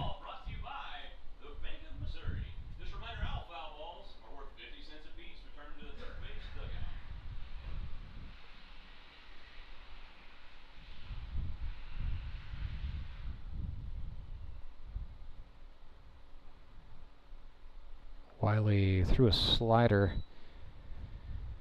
hit the dirt, no harm done with nobody on. Count notches up to 2-2. Pretty good crowd for this one. Nice to see both of these clubs look to be well supported here this week 1 of the 2024 season. Wiley has what he wants from Spitz. It's deuces wild. Check swing at a 3rd strike. Spitz's throw down to Gibson is in time. And so that will end the day for Logan Wiley. We will bring you his final numbers on the other side of this break with the bottom of inning number 5 right after this. I'm William Beadle of Tolbert Beadle. Workplace injury? You can't afford to be financially set back. In Missouri, our workers' compensation laws are found in Chapter 287, of the Missouri statutes. You need an attorney who knows these laws and has worked with them over the past 25 years to help injured workers. The call is free. The results are exceptional. We've won millions of dollars for our clients over the years. Tolbert Beetle, when you need justice. Acme Towing Company. That's too far away. Let Henry's do it. Nah, we're ready to close. Let Henry's do it. Henry's is ready to take your call right now. From compacts to semis, Henry is here to help 24/7. Save yourself the hassle and make us your first call. Henry's gets there fast, offering multiple locations to serve the Ozarks. When you're stuck on the side of the road, make the right call. Let Henry do it.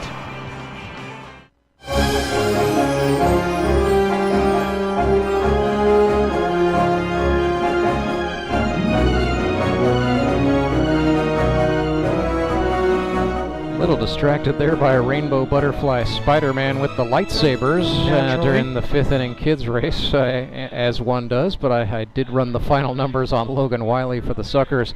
5 innings pitched today, no runs allowed, earned or otherwise, on 3 hits, 4 strikeouts, and a walk.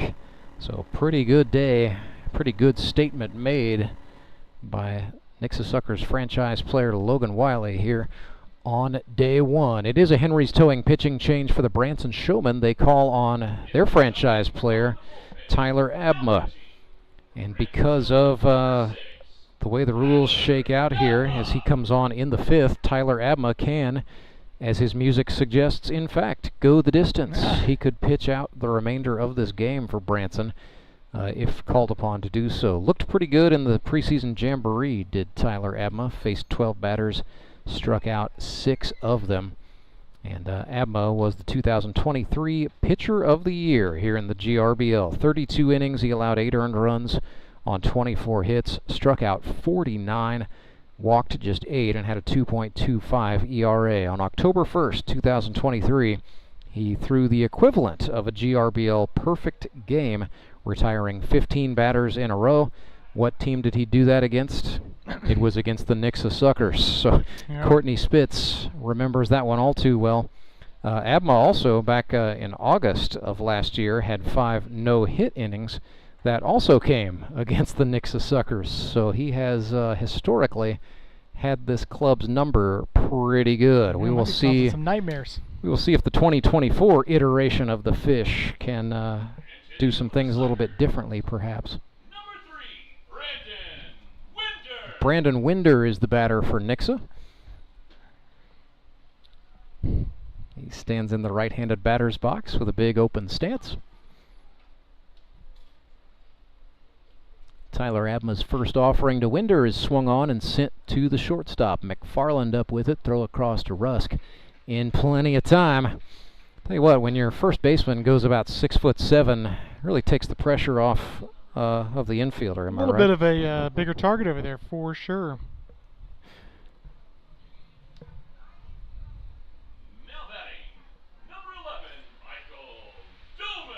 Michael Doman bats in the stead of Jamar Averyhart.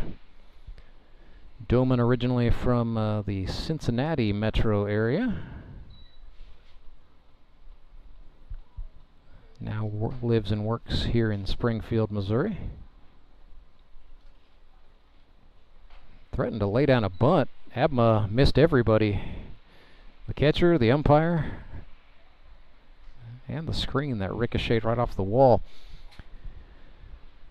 Michael Doman, Nick, works as a territorial sales leader for the Hershey Company. In the business of sweets. That's got to be a good business to be in. I mean, yeah. Showing bunt again. Looked at a called strike 1, so 2-1. I think my girls would probably like for me to work for. I would say you ought to go befriend Michael Doman, yeah. See what kind of deals he might be able to hook up for you there.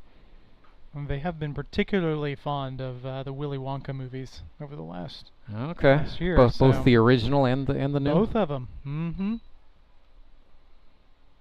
Showing bunt again, pulls back. 3-1 pitch, and Tyler Abma walked him. Michael Doman will be a threat to steal. Stole a base in the preseason, but now it counts for real.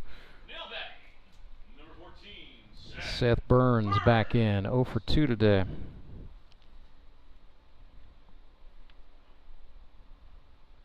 Suckers trying to add to what is an 8-0 lead. But the road gets a lot more difficult with number 6 Tyler Abma up on that pitcher's mound.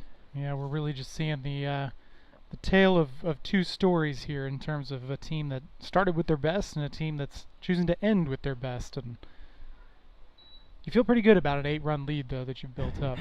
One would think. One would think. First order of business for Branson is going to be to get Tyler Abma out of this. 1-1 to Burns, swung on. Bird tries a back pick throw.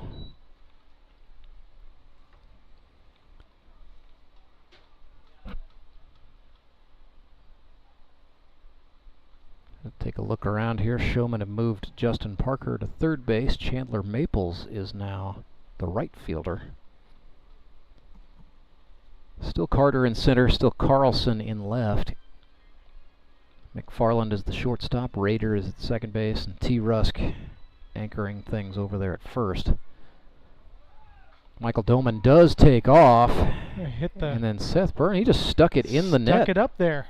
The baseball embedded in the protective net on the first base side of home plate. Well, that one I think should be more than 50 cents. No kidding. Whoever gets that deserves about 20 bucks. He's going to go for it. He's going to try to shake the net. That's a bold strategy. The problem is I don't think he realized how tightly that net is strung. He's going to have to scale the pole. That is not a cage net, friend. You're going to need a ladder. Well, yeah, the ball, you heard the boom as it hit the net pole there. Seth lifts this one into center field. Carter running in. Lost the ball cap, but caught the baseball. Second out. We had Spider-Man running around. Oh, well, yeah, and he's got rainbow wings, so. Now we've got multiple children trying really hard for that 50-cent foul ball. Really shaking that net. On a practical level, we probably don't want them to do that for too long. Probably not. Here's Davi Sai Pizarro batting with still one runner on. That's Michael Doman at first. 2 out. Pizarro 1 for 1 on the day. On base percentage is at 1,000. He has walked twice. Doman takes off. Pizarro fouled that one back. Looked like it touched off the top of the mask of Alex Bird. He says he's all right. That definitely did not go straight back to the net. That hit some part of Alex Bird. Now everybody taking turns double checking with Bird to be like, hey man, are you okay? That did not hit him slowly.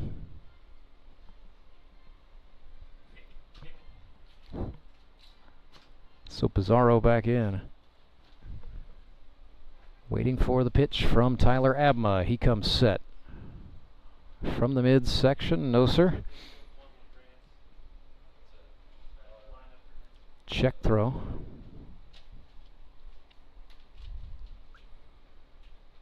Now he comes to the plate. Pizarro slices one. One hop off the concrete and into the lot it goes. Davi Sai battling well, but down in the count here, 0-2 against Tyler Abma.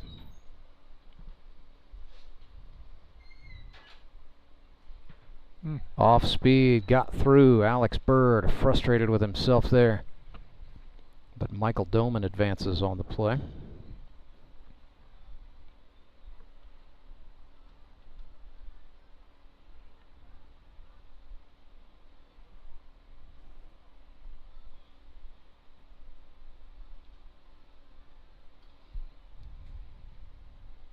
So we'll do a 1-2. Pizarro again fouls one back. His car has got to be back there. Everything he has hit back toward home plate has resulted in amazing body language on the part of Davi Sai. Well, that's about the area I'm parked, so. This is Davi Sai's first time playing at Meador Park, probably the first and last time he parks back there. This is in the air into right field. Settling under it and making the grab is Maples, and so that will end the inning. Looked pretty good off the bat initially, but it wasn't enough to scare Maples. So 8-0. Score remains. Nixa Suckers out in front. We will head to the 6th. It's right after this. It's Grip and Rip Baseball, live and free all weekend long, right here on our YouTube channel. Support local, give local. We hear it all the time, and when it comes to blood donation, there's an easy way to make sure your gift is being used in your community. Donors with Community Blood Center of the Ozarks provide every drop of blood, platelets, and convalescent plasma to patients in over 40 area hospitals. How do I know why that's important? Because my youngest daughter, Joselina, is alive today thanks to local blood donors. Find out how you can help at cbco.org. Local donors, local patients. That's the Community Blood Center of the Ozarks difference. Do you ever wake up and feel like you're already out of energy? I haven't felt that way since I started doing yoga. You do yoga? Every morning. Best change I've ever made. Try our community classes for only $8. Sumit's hot yoga. You are going to feel awesome.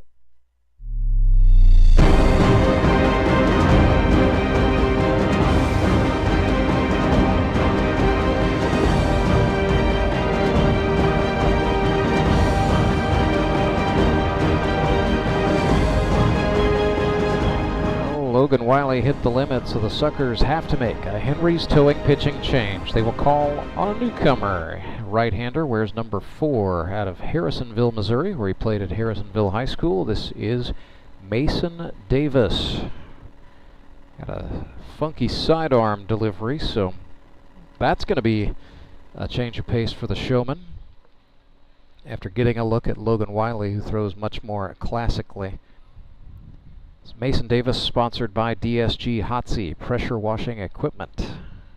He's been pumped up, I would say. You know, we don't have awards for social media, but if we did, Mason Davis is the social media rookie of the year. The guy has been on it, sharing everything across multiple platforms, and he just, you can't help but feel like Mason's excited to be out here. You know, he was a high school baseball player, went to Missouri State Universities, and then stayed in Springfield. Upon graduation, discovered Grip and Rip, and is just one of those guys who's really leaning into that opportunity of the baseball's ultimate second chance. That's that we keep trying to sell. And he gets a Hall of Famer as his. Yeah, nothing like starting off with Courtney Spitz doing the catching for you, and the first batter you get to face is Skylar Carter, the league's all-time leader in hits. Might as well just jump straight into the deep end of the pool. Carter chased there, so that'll be, you know, with that sidearm delivery Davis has, he can actually make the ball rise or stay on plane, so a little bit different than, you know, what a classic thrower or a three-quarter armor would deliver. That was a two-seam that actually ran away from the lefty Carter. Yeah, super interesting with that, just that arm slot and that release point too. All these pitches, I mean, he can vary speeds pretty well. Well, he's ahead here, 1-2. Carter took an excuse me dribbler, but it's no problem for Hayden Gibson, a perennial all-star in the GRBL, to corral and get the out. And the good thing for Davis here, yeah, I mean, it's his debut, and I know he wants to do well and all that, but, you know, he's protecting an 8-run lead here, so you don't have to do anything fancy. You don't have to strike these guys out. It's okay to just kill them softly, like you just did to Skylar Carter. Yeah. Doesn't get easier with Jacob Karlson. Not a Hall of Famer yet, but gotta feel like it's gonna happen. He's just been too good of a ball player to stay out of that hall, and he is eligible now. 54 of 146 for the career. Make that actually 54 of 148 because he's 0 for 2 today.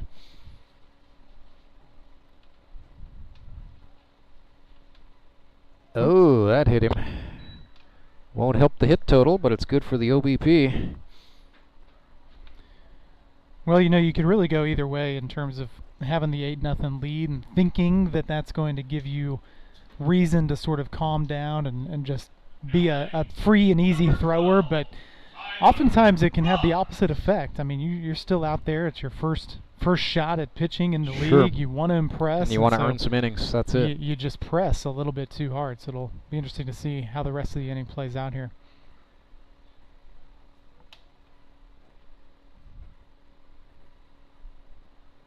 Davis from the chest. First time we'll see him work out of the stretch. That was a little late getting out of his hand, and so it was outside to Tyler Rusk.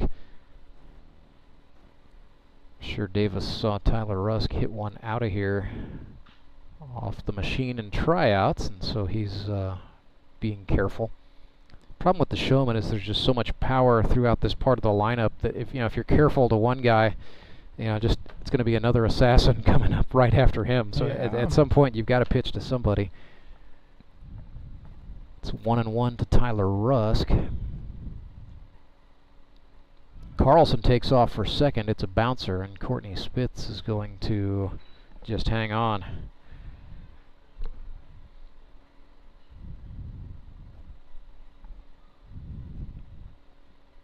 Two balls and a strike.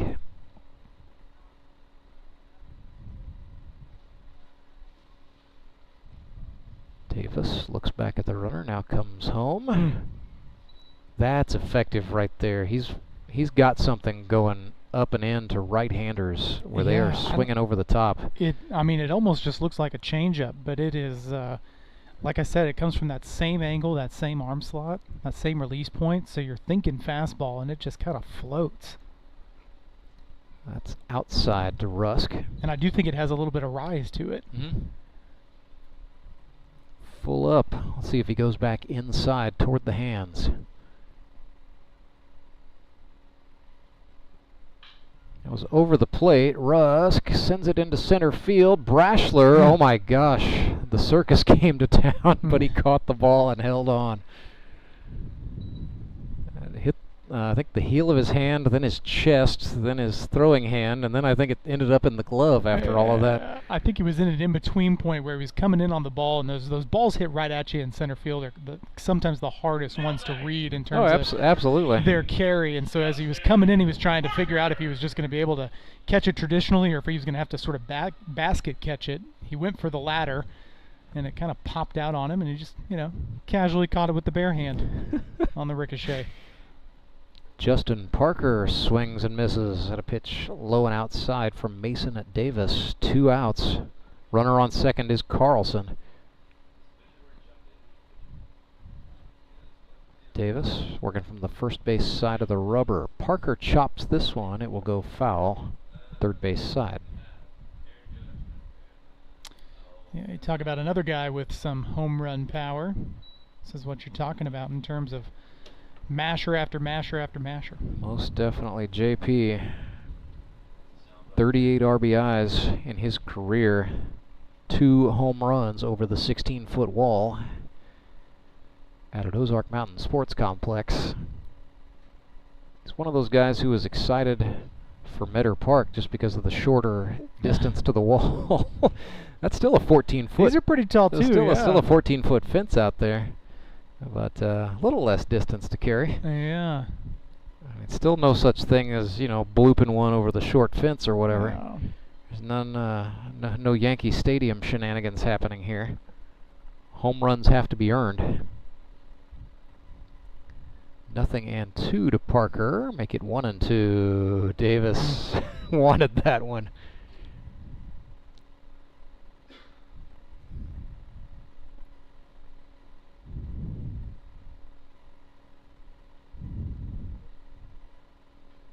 Parker from Branson. Went to Branson High School and played for the great Steve Lale as he grounds out to third. Now lives in Republic, but it's actually his first time playing for the quote-unquote hometown club. So Parker is retired. Mason Davis with a nice inning of work there. And we will head to the bottom of the 6th right after this. It is Nixa Suckers 8, Branson Showmen 0. When Gary and Sandra Henry started Henry's Towing nearly 5 decades ago, customers knew that Henry would be the guy coming to help. People would call and ask to let Henry do it. And as Springfield has grown, our family has grown as well, so there's always someone around to come help you out. Everyone at Henry's is a member of the family, fully trained and as dependable as the original. With a family this size, help is always right around the corner. So if you find yourself in need of roadside assistance, remember to call the name you've grown to know and trust. Remember to let Henry do it! I'm William Beadle of Tolbert Beadle. Why would you call anyone else after a car accident? Tolbert Beadle has been right here in Missouri for decades.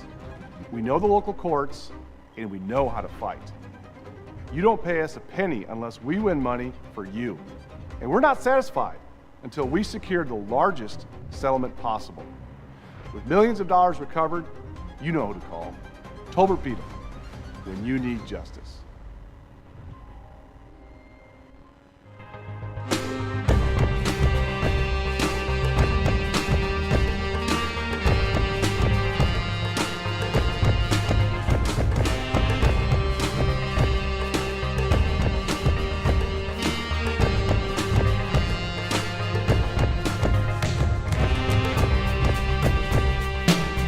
Tyler Abma back to work for the Showman. Taking a look at the card here, should be Fitzpatrick, Spitz, and no, check that, Brashler, Fitzpatrick, and Spitz. Ben Wade would get to bat should anyone manage to reach for Nixa, and the Suckers lead this thing 8-0. Bottom of the sixth, still a lot of baseball left to play, so job one for Tyler Abma is start mowing. Spikes a fastball, ball one. Brashler today has walked twice, grounded out to the shortstop for his first ball in play, that all the way back in the first inning. This is in play. Out into right field it goes. Maples giving chase for the Showman, and he makes the catch. Couple of veterans out there. Skylar Carter in center, Chandler Maples in right. And the Showmen have Chris Leggett out in left field. That's pretty good defensive outfield right there. It is. And that was a pretty good hit, honestly, by Jared Brashler. But when you're hitting to an outfield like that, it's going to be super frustrating. So Fitzpatrick, 2 for 2, 4 runs batted in this, his GRBL debut. He's been hitting it so fast I don't even get to tell people where he's from. This is back to the wall, and Leggett makes the catch. That was oppo power, just not quite enough to hit the wall, but it's the first time Jordan Fitzpatrick has been successfully retired, so it's still on a ball that was hit to the warning track. Moral victory for the Showman, but yeah, Jordan Fitzpatrick has been impressive. That one turned Leggett around a little bit too. Right at the last moment, he spun back towards his right shoulder and had to catch that one on the opposite side. You know, Fitzpatrick was hitting with the wind at his back, so Leggett trying to judge that against the wind. Yeah, that is one interesting tidbit about the conditions today. It's a beautiful day and it's overcast, but there's been a decent amount of wind. Yep. That's going to hold steady throughout the 6 o'clock game as well. May just lose a mile per hour or two, but you know, pretty much we were steady at 10 or 11 from about noon onward today. But that's good. That's going to keep the air moving. It's going to kill off any slight chances of rain until the overnight hours tonight. So we're going to get all these innings in and then some. It's all you could ask for opening day. 2-1 for Courtney Spitz. Abma attacked him with a slider. Hot shot, but Tyler Rusk picked it, and he wins the race to the bag. So 3 up, 3 down for Tyler Abma. We said he would need to mow, and he got out there and did a job in the bottom of the 6th. We'll head to the stretch inning. Nick and I are right back after this. It's Grip and Rip Baseball. Big thank you to the Bank of Missouri. Live well, bank well. I'm Nicole Cartmel with the Bank of Missouri. Whether you're looking to pay bills or make a big purchase, sometimes you need cash quickly to take that next step. A consumer loan might be a perfect option to help you live well, bank well. Sonia McClendon, one of our branch managers, is here to explain. Thank you, Nicole. We provide personal consumer loans for almost any purpose, from building your credit to financing that new car. We offer competitive rates, and decisions are made locally so we can get you the money that you need quickly. But what makes our consumer loans unique is that personal touch. For example, I recently worked with a customer to secure a loan for a horse trailer. He could have went elsewhere, but he chose to work with his bank because of that personal relationship that we've built with him. Being able to work with your personal banker that you know and trust makes a big difference. That's right, because we work with our customers to help them live well, bank well. Get started at bankofmissouri.com.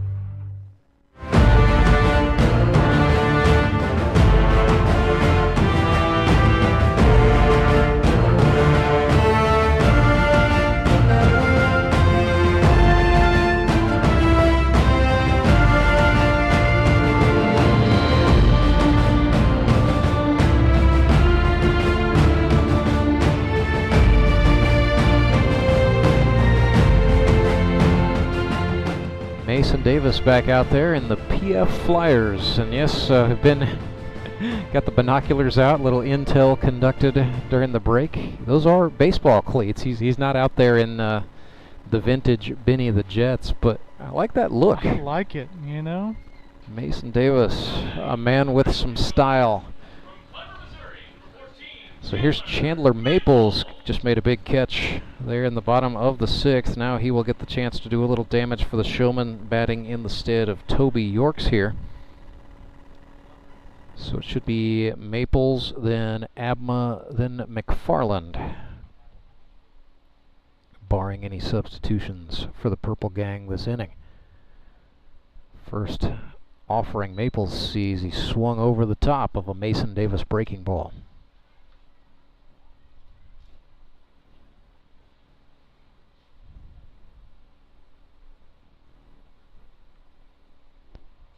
Maples, first year in purple. He actually had 2 stints with the Suckers in his GRBL career, but most recently played for the Republic Locos and had a great 2023. He hit .350. He was 7 for 20 with a .435 on-base percentage. A lot of power in the hands right there, but he pulled it foul. Chandler Bats, as his social media handle goes, broke into the league in 2018. With the Sumit's Hot Yoga Yogis, went undrafted in 19 and then has been a mainstay ever since. Just one of those guys, can play a competent outfield, legitimately one of the smarter minds you will find out here. So that makes him a plus dugout guy.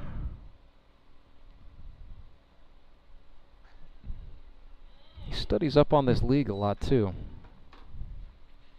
Pays attention to what's going on, beyond his own team and his own involvement. 2-2, bravely watched it go by, and we're full up. I think I would have swung at that from here.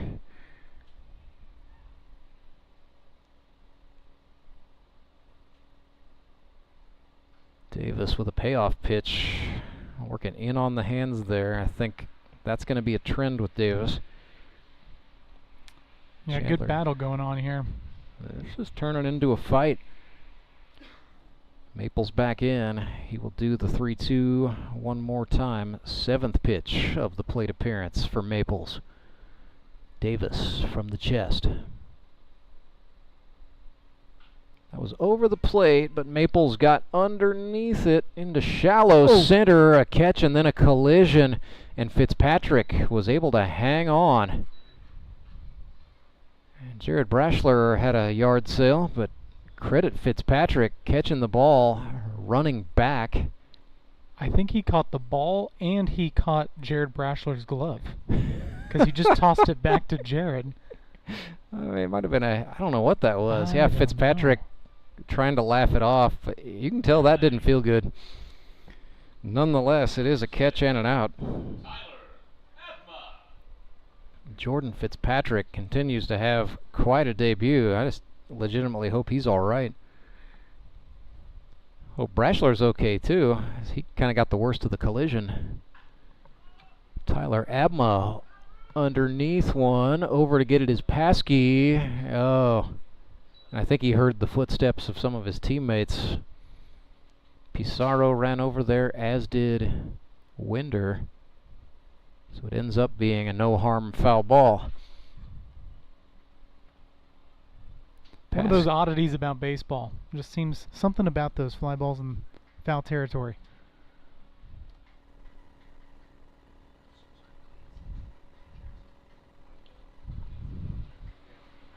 0-1 the count now, 1 out.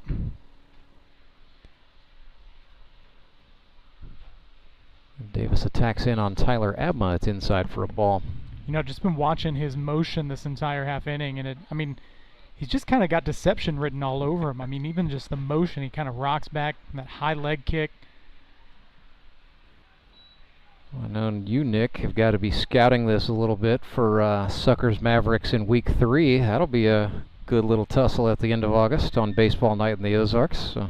This is the real reason I joined you, Rance. You just want all the advanced scouting. Hey, that's admirable. I appreciate the work nonetheless. Ball 2 strikes for Tyler Abma after that foul ball. Davis comes home, misses high. At the collarbones for Tyler Abma.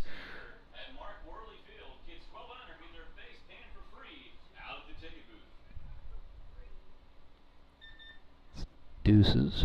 2 balls, 2 strikes, 1 away. Davis tried that same thing. He said, come on, inside, says the man in charge, Brian Lozana. 3 balls, 2 strikes. That was back over the plate. Abma fouled that back into the catcher Spitz, I believe. Courtney kind of smacked his fist against the chest protector in frustration there.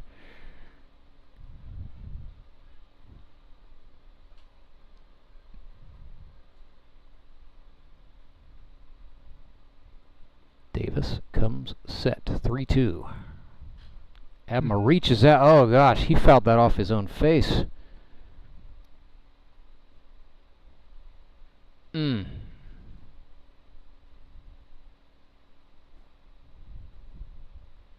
That ball ran right up. I couldn't tell if that first made contact with his chin, but then it hit the bottom of the bill of the batting helmet and came back down. Yeah, just super odd all the way around. It was a pitch that he reached for, up and out, and it almost rolled down the bat. You could argue he swung at ball 4 there, Nick. Yeah, I think so. Strange. Well, here's Davis again. That was a no-doubt strike. Abma chops it to third. Paskey up with it for the Suckers and throws a dart across the diamond to Hayden Gibson for the out. Tell you what, some Monday morning aches and pains are starting to pile up here in the 7th inning. We got fielders colliding. We got batter fouling one off his own head. Spitz took one to the chest, and here's Thomas McFarland for the Showman. Now the shortstop, 0 for 1 today with a walk. I think in the early weeks of every season, as a player, you're sort of thankful for that week off. It takes a minute for the body to adapt. Labor Day can't come soon enough already? Is that what you're saying? 1-0 for Thomas McFarland. Davis went at him with a fastball, but nothing doing.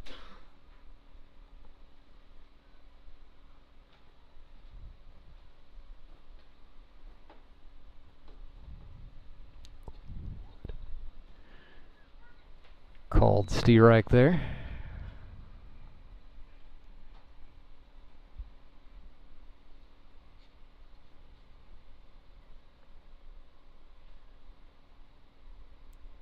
Two and one the count, make it 2-2.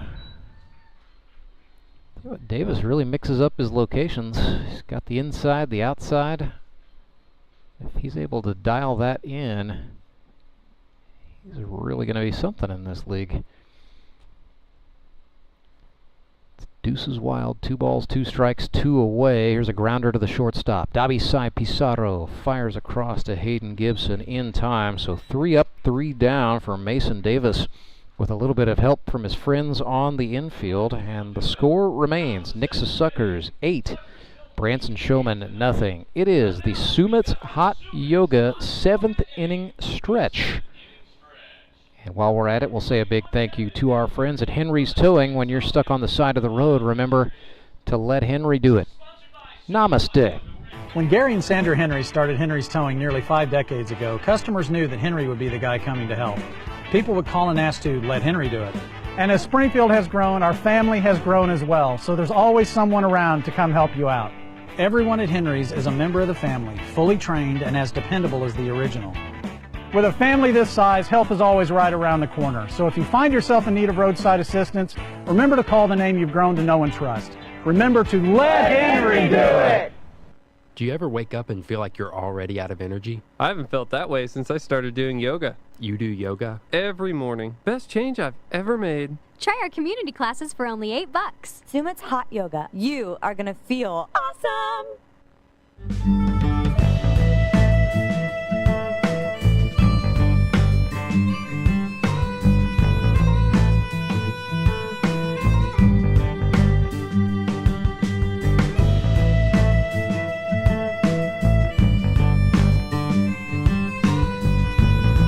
At the start of the day, before I saw starting lineups, I really thought we were in for a pitching duel between Logan Wiley and Tyler Abma. What we're getting instead is a late game duel between Mason Davis and Tyler Abma. It is not disappointing, however, Nick Bacon. This has been, pretty good here through the 6th and 7th.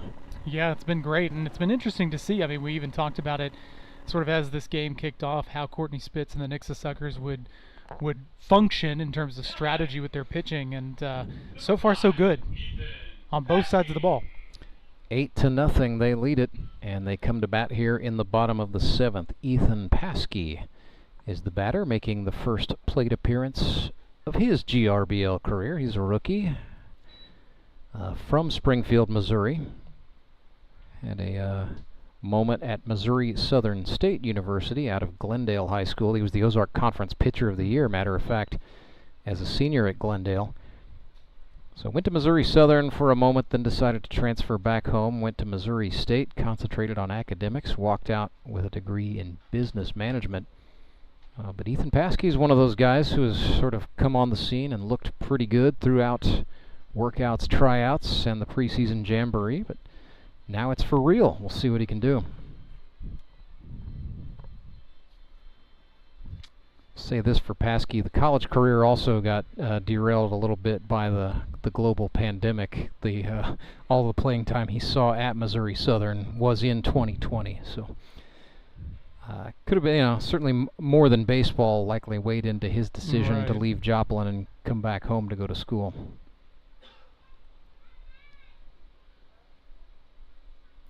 2-1 here as he watches a Tyler Abma slider dip into the zone for strike 2. Abma really attacking that inside edge to these right-handed hitters. Well, I think Abma sees a rookie and smells fresh meat, but Ethan Paskey says, "Not so fast, my friend." That is into center field.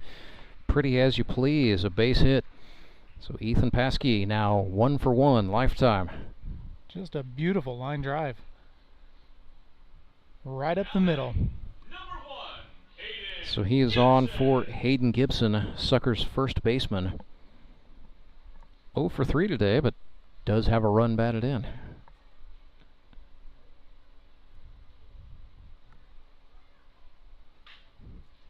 Well, 0 for no more as he gets one past the second baseman and into center field. Hayden Gibson wasting no time attacking an Abma fastball. Back-to-back hits for the Fish.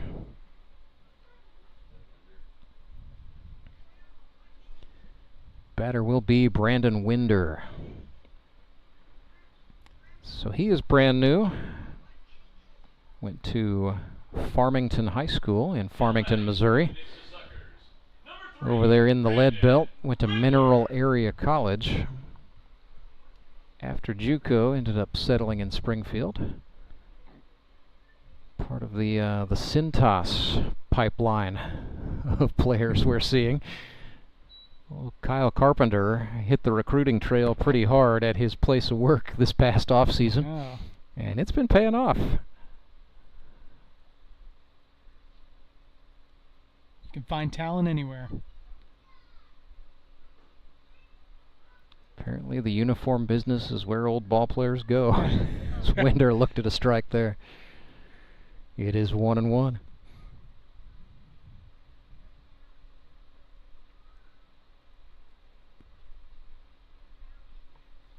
Abma just overthrew the slider there. So ball 2. Nobody out. Showmen are going to have to be careful to make sure the deficit does not grow any larger than it is. Winder launches one into left. Leggett on the run back. He is not going to get there in time. 2 hops, 1 run will come in and score. That's Paskey. It is now 9-0. An RBI double off the bat of Brandon Winder. Something about these rookies, Rance. Well, they don't know who Tyler Abma is, and they're just not scared of him. As a pitcher of the what, you say? Yeah, I mean, in all seriousness, I mean, the ones that we've seen featured in this game, I'm impressed by the composure. You know, I think you would come into a league, especially for many of them years removed from organized baseball, and have a bit of nerves about you, which I'm sure that they do, but staying within themselves and doing things like that. Abma ran one in on Michael Doman, ball 1. Doman's first plate appearance. He walked his first time up. Getting his second look at Tyler Abma, showing bunt again. Pulled it back at the last second, but doesn't matter. Strike 1.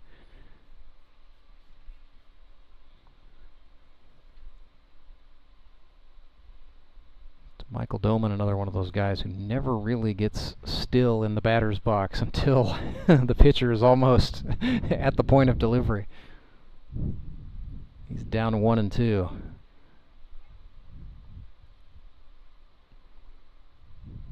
Holds the bat almost vertically before he loads up, and down on strikes goes Doman. Abma got him with a slider.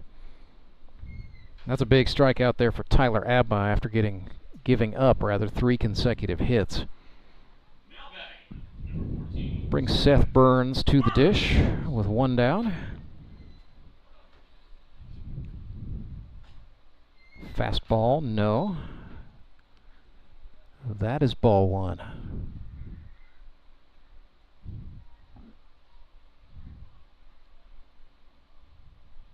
Abma just below the sternum when he sets in the stretch.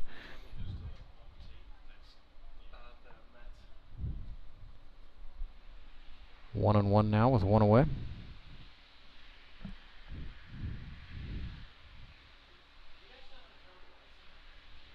Swing and a miss by Burns makes it 1-2.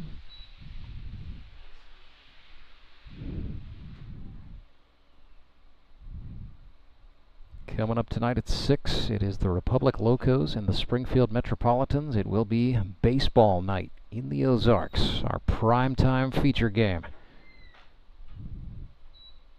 Chris Mesa leads his Locos into the fight against Clay Murphy, the Springfield Mets.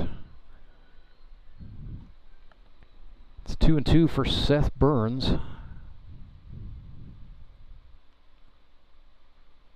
Abma got him to chase a breaking pitch in the dirt, dropped 3rd strike, but no problem for Alex Bird. Back-to-back Ks for Abma. His first 2 of the season, and we will go back to the top of the order. So here is Dabisai Pizarro, the native of Florida, Puerto Rico. I appreciate Dabisai's fans tuning in from the island today on the YouTube channel.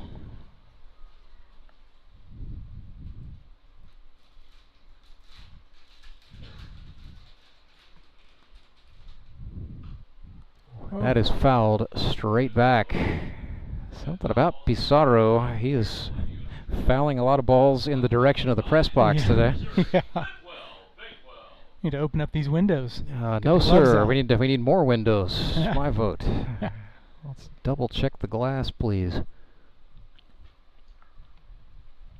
Thankfully, he's been hitting the roof or the parking lot and not the front facade. 0-1. Abma takes a glance back, now comes home. Pizarro tried to go downstairs and change level with that pitch and ended up fouling it away.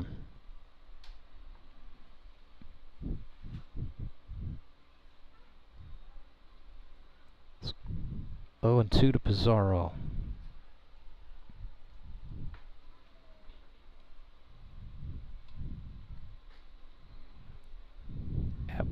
That looked like, I guess that was a slider. I don't know. Didn't have the usual motion on it for Tyler Abma. Might have been a mistake pitch, honestly. The 1-2 for Dobby Sai. Swung on, grounded. Parker with it at third, rushes the throw, but he gets Pizarro by a step. Justin Parker making the nice play over there at third base. We will go to the 8th. Suckers put one more on the board. It is a RBI double off the bat of, wait, don't tell me, Brandon Winder got that one done. Need to mark that on the card here. Yes, Brandon Winder with the RBI double there in the 7th. It is now 9-0. Back with more Grip and Rip baseball right after this. I'm Nicole Cartmel with the Bank of Missouri. If you're in the market for a new home, you're probably spending a lot of time looking at real estate listings. But there's one main thing you need to do to narrow down your search. Get pre-qualified for a home loan. Mortgage loan officer Shannon Meisner is here. How does this help you to live well, bank well? Getting pre-qualified for a mortgage loan is definitely your first step. Pre-qualification allows you to determine early on how much money you can borrow to purchase a home in connection with your monthly budget. This way you know what homes to be watching the market for. We have lots of different loan options to fit everyone's unique needs. This way we can help you accomplish your homeownership dreams and goals. The best part about pre-qualification is there's no cost. It's quick, easy, and it makes you a smart buyer. Thanks, Shannon. And of course, our mortgage loan officers like you are here to help you every step of the way. At the Bank of Missouri, we help you live well, bank well.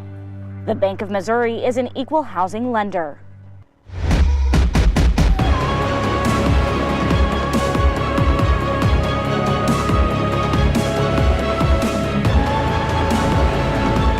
So it's a Henry's Towing pitching change for the Nixa Suckers. They call on Big Daddy Beef Seth Burns, the cattleman out of Sleeper, Missouri, who played his college baseball at Evangel University here in Springfield, Missouri. Seth once told me he's got a special talent, and that is that he can work a lot of long hours but not make a whole lot of money.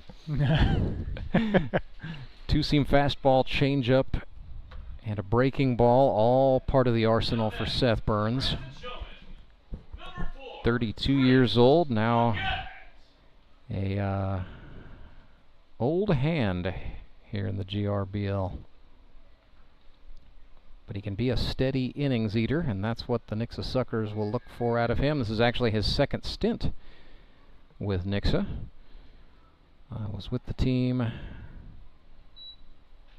back in 2021. Had a pretty good year in 21, as a matter of fact. Was on the watch list for Pitcher of the Year for quite a while. I believe that ended up going to Clay Murphy that season. It's a tough one to beat. No, I mean, yeah, no shade thrown there. Seth was not robbed. I'm just trying to say he had a nice year is all. So be interesting to see how he does back to working with Courtney Spitz. I think that's a pairing that has been successful before, and so I'm excited to see what Court can do to work with Seth and really dial in his game. It's a chopper to the shortstop. Pizarro hopped the throw, and it did not end up in the glove of Hayden Gibson. So the defensive yips continue a little bit for the Sucker shortstop Pizarro today. Nonetheless, Chris Leggett is on. And the batter is Marcus Rader.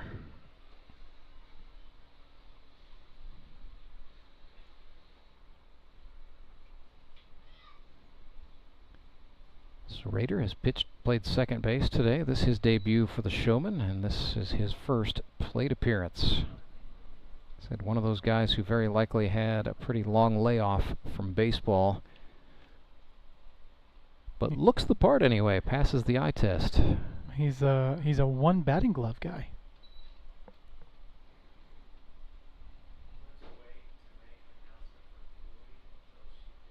He's even 1-1 now. Leggett feigned a takeoff, and Seth Burns got Rader to swing and miss with a changeup.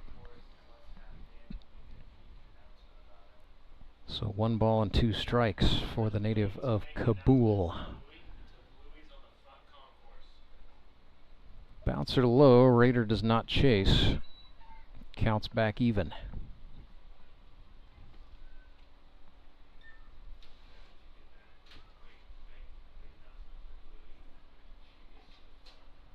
Oh.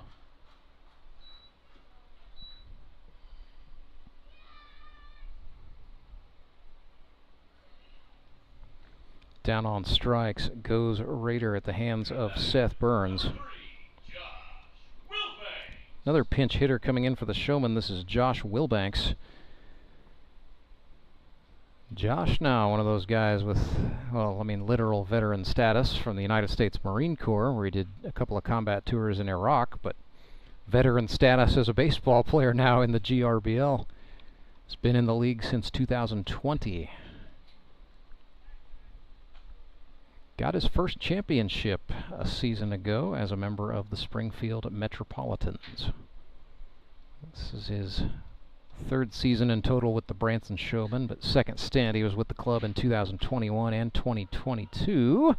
High chopper, Pizarro, Leggett overran, and then he dove back safely.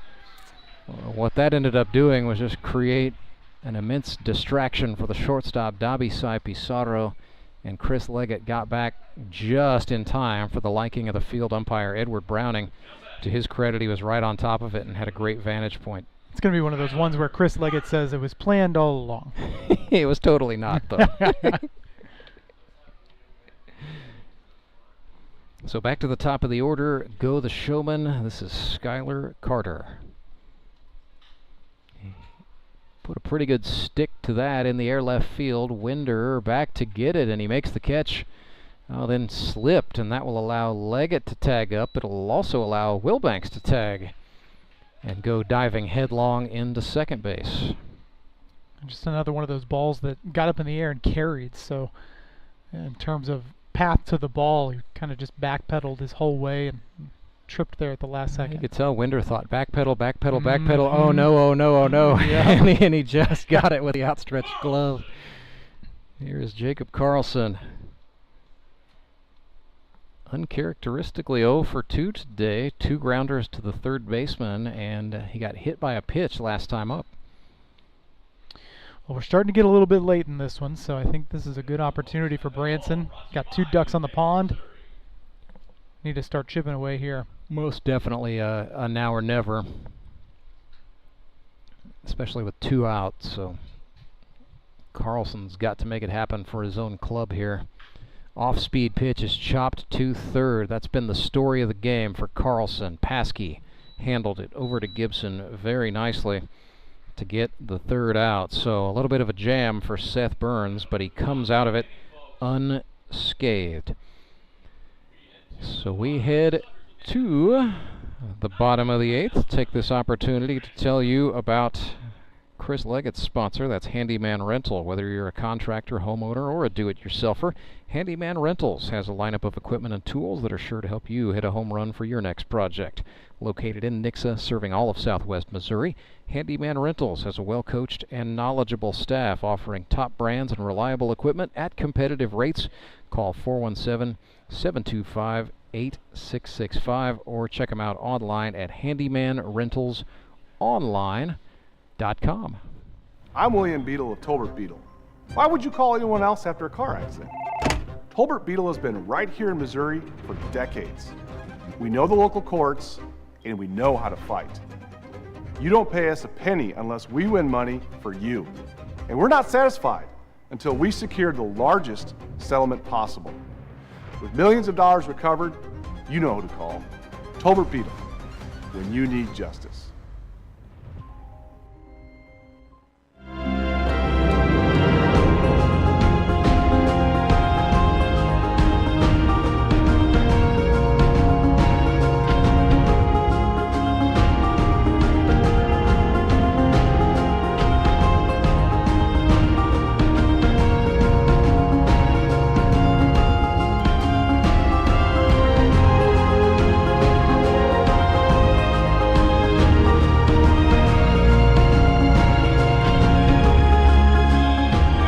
Jared Brashler comes up for the Nixa Suckers. They lead this thing 9-0 on the Branson Showmen. Tyler Abma staying out on the hill. He will very likely be tasked with going the distance.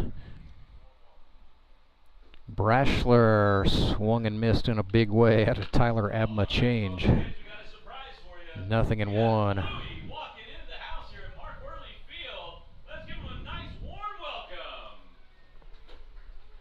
Oh my gosh, I think nobody in the stadium but you and me, Nick Bacon, are going to remember this Jared Brashler at bat because Bluey. Even Jared Brashler has taken a moment to stop and watch. It's like, how do I compete with that? So, yeah, Tyler Abma stepping back to laugh.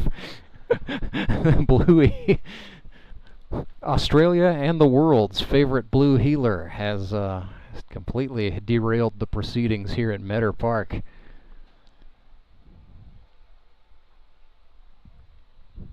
2 balls and a strike to Brashler in an at-bat he will undoubtedly remember for the rest of his life. Swing and a miss there, and it's 2-2. I'm sorry, can't help me. Gotta feel good about it, though. It's Bluey. Come on. You just never know what you're going to see. Nick, this is far and away the most famous celebrity guest I think we've ever had at Meador Park as Brashler goes down on strikes. Perhaps with the power of family togetherness, Tyler Abma able to get Brashler there. Bring up Jordan Fitzpatrick. So yeah, let me go ahead and mention, went to Logan Rogersville High School. He is a cousin of GRBL veteran King Owens. This is his first year, 2 years at Missouri Southern, or 2 years at Missouri State rather than 3 years at Missouri Southern, finishing out in 2021. Played professionally 1 year in the Pioneer League for the Grand Junction Rockies. Fun fact for you, Nick, that franchise no longer the Rockies. They are now the Jackalopes. Oh. That is a most definite mascot upgrade in my mind. Yes, I think so. How many jackalopes are there out there? Well, if you drive down Sunshine Street, you can go to Bass Pro, go into the taxidermy section. It's raining jackalopes in that thing. So Jordan Fitzpatrick played a lot of college baseball. He had 582 college at-bats across his 5 seasons. Had 200 plate appearances in a season once at Missouri Southern. 171 hits for his college career and hit .369. He had 55 hits for Grand Junction, so moving along at a pretty good clip. He may have caught a little bit of rubber up in his eye. Had to step out. Stepped out, messed with it, said something to Abma. These guys may know each other from a previous life. 2 balls and a strike to Fitzpatrick. That's up and out of the zone. Make it 3-1. He's having a heck of a day so far. 2 for 3. A double, 4 runs batted in. Swung on and missed there. It's 3-2. Here we go. I think the kids in the ballpark have gotten over their initial shock that Bluey is here because now they're coming out of the woodwork. Everybody's going to go mob Bluey. We should have hired extra security for this one.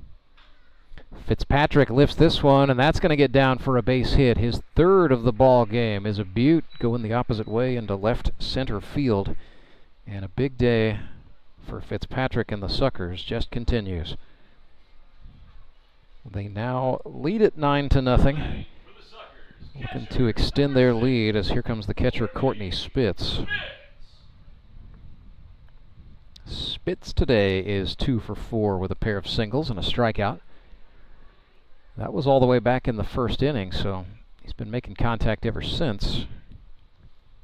However, getting in there against Tyler Abma is a different kettle of fish. Well, make me look like an idiot. Jumps as he on the first pitch. smacks one out into right field. No suspense there as Courtney Spitz absolutely mollywopped it in front of the right fielder Josh Wilbanks.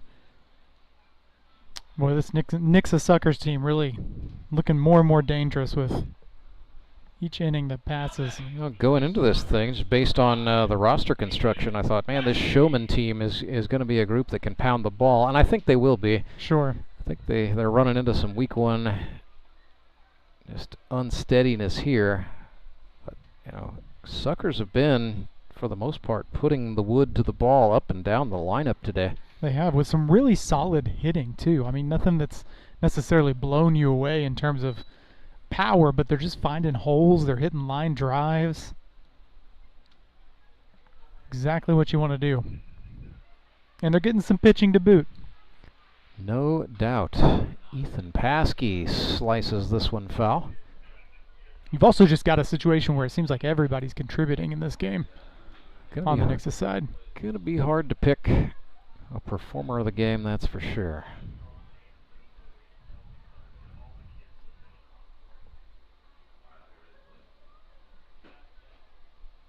Might have to cop out and make a couple of guys share it.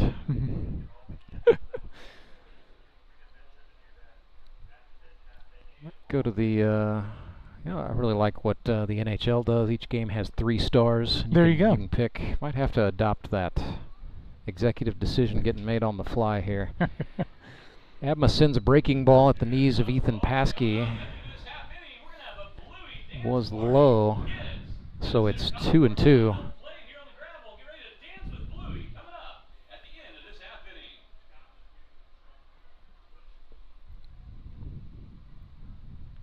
Two-strike pitch. Paskey swung and missed. Got away from the catcher Bird. He shed the glove completely. Abma says, hold it. I was going to say, are they going to go ahead and call it a foul ball? What are we calling here? No. I think they're just calling him out. No dropped third strike. Runners do get to move up and keep their bases. So now Tyler is going to go check on his catcher, Alex Bird. So yeah, we're going to score that as a K. Funky sequence of events there.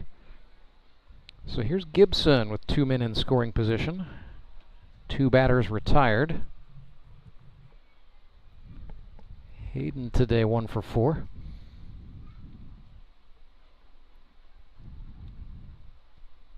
Abma nods.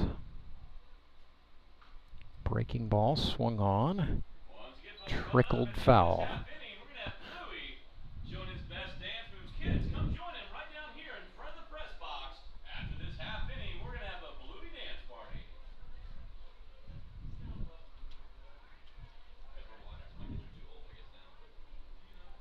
Oh, 1 to Gibson, grounded right side. Tyler Rusk, the first baseman, with it, calls off his fellow Tyler Abma and steps on the bag to get the out himself. So the Showmen get out of the inning ultimately unscathed after a couple of impressive hits on the part of the Nixa Suckers. Score remains 9-0. Nixa out in front of the Showmen. Nick Bacon and I will bring you the 9th inning right after this. You are watching Grip and Rip Baseball, brought to you all day live and free right here on YouTube. Your local Hotsy dealer is an expert with hands-on cleaning knowledge to help you select the ideal pressure washer for your job. Take confidence in knowing you have a resource for all your cleaning needs. Service can be scheduled in-house or on location by a factory-trained technician using genuine Hotsy parts. Be sure to ask about scheduled maintenance plans, as well as a variety of accessories to clean more efficiently. And don't forget the soap. We have detergents for every cleaning need and have a bulk delivery program. Customized wash bays and mobile cleaning systems are also available. Build a partnership where you're a name, not a number.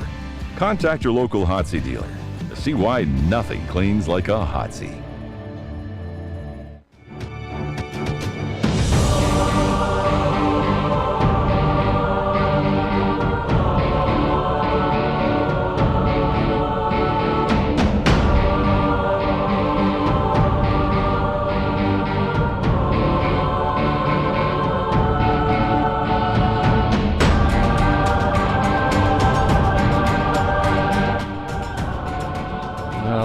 Stadium just fell apart during the Bluey dance party. Everybody smiling down on that lower concourse here at Meador Park, where the world's favorite Australian blue heeler is wowing the crowd. Out on the pitcher's mound, Ethan Paskey is on for the Nixa Suckers. It is a Henry's towing pitching change for the Fish. And so Paskey, who has looked impressive all the way up to now. We'll try to get it going here with the lights on and everything counting for real. Ethan Paskey, as a senior at Glendale High School, 6-0, had 45 strikeouts and a 1.17 ERA. Paskey, very good, all-district, all-state, and all-Ozark Conference. Matter of fact, the pitcher of the year as a senior. Had a cup of coffee at Missouri Southern State University before coming back home to Springfield, finishing out a business management degree at Missouri State. So Ethan Paskey, we'll find out if he's still got it. No easy task here as he gets to face Tyler Rusk straight out of the chute. Paskey's throwing hard. That was a heater for a strike on the outer half. Definitely had some oomph on it. So 0-1 for Tyler Rusk. Paskey's got a quick delivery, and that, I think, Nick, is going to make him deceptive going forward. Yeah, it's an interesting one. It's almost like he gets to a certain point and then just explodes, almost short arms it. 0-2 to Rusk after a couple of fastballs. That looked like a slider. Rusk was not fooled. He was just late getting to it, fouling it off into the parking lot. So we'll do another 0-2.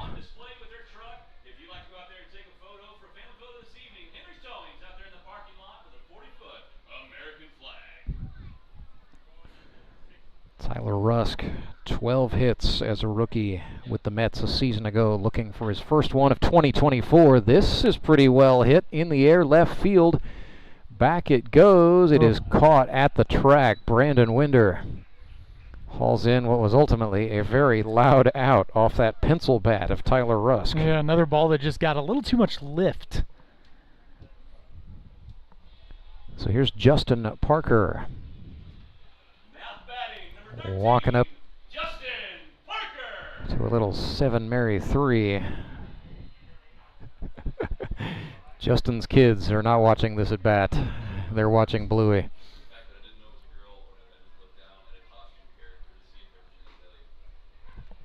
Called strike 1 to Justin Parker. Everything is coming apart when Bluey is in the house. Ethan Paskey is like, hey, come on, guys. Let's have some decorum. I'm trying to finish a ball game here. Not a save situation, but a chance for him nonetheless. At least he's focused. To assert himself. Facing a very meaty part of the order here for the Showman. Parker reached out. No, he did not go around. It's ball 1.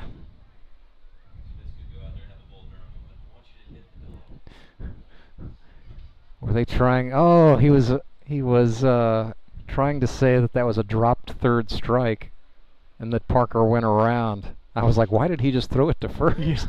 Hayden Gibson also asked, why did you throw me the ball? So we'll do the 1-2. JP did not go around. He went around that time. Down on strikes he goes. 2 up, 2 down for Paskey. And it will be Chandler Maples. He is the final hope out of Clever, Missouri for the Branson Showmen. Now a biology teacher and a coach in the Clever school system. So back to the alma mater he went. Coaching some junior high baseball.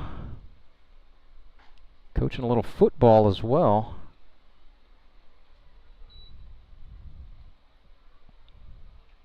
It's been cool to follow his professional career path as well as the baseball career. 1-0 here, chased in a big way. That may have just been a four-seam fastball, man. Ethan Paskey is throwing hard.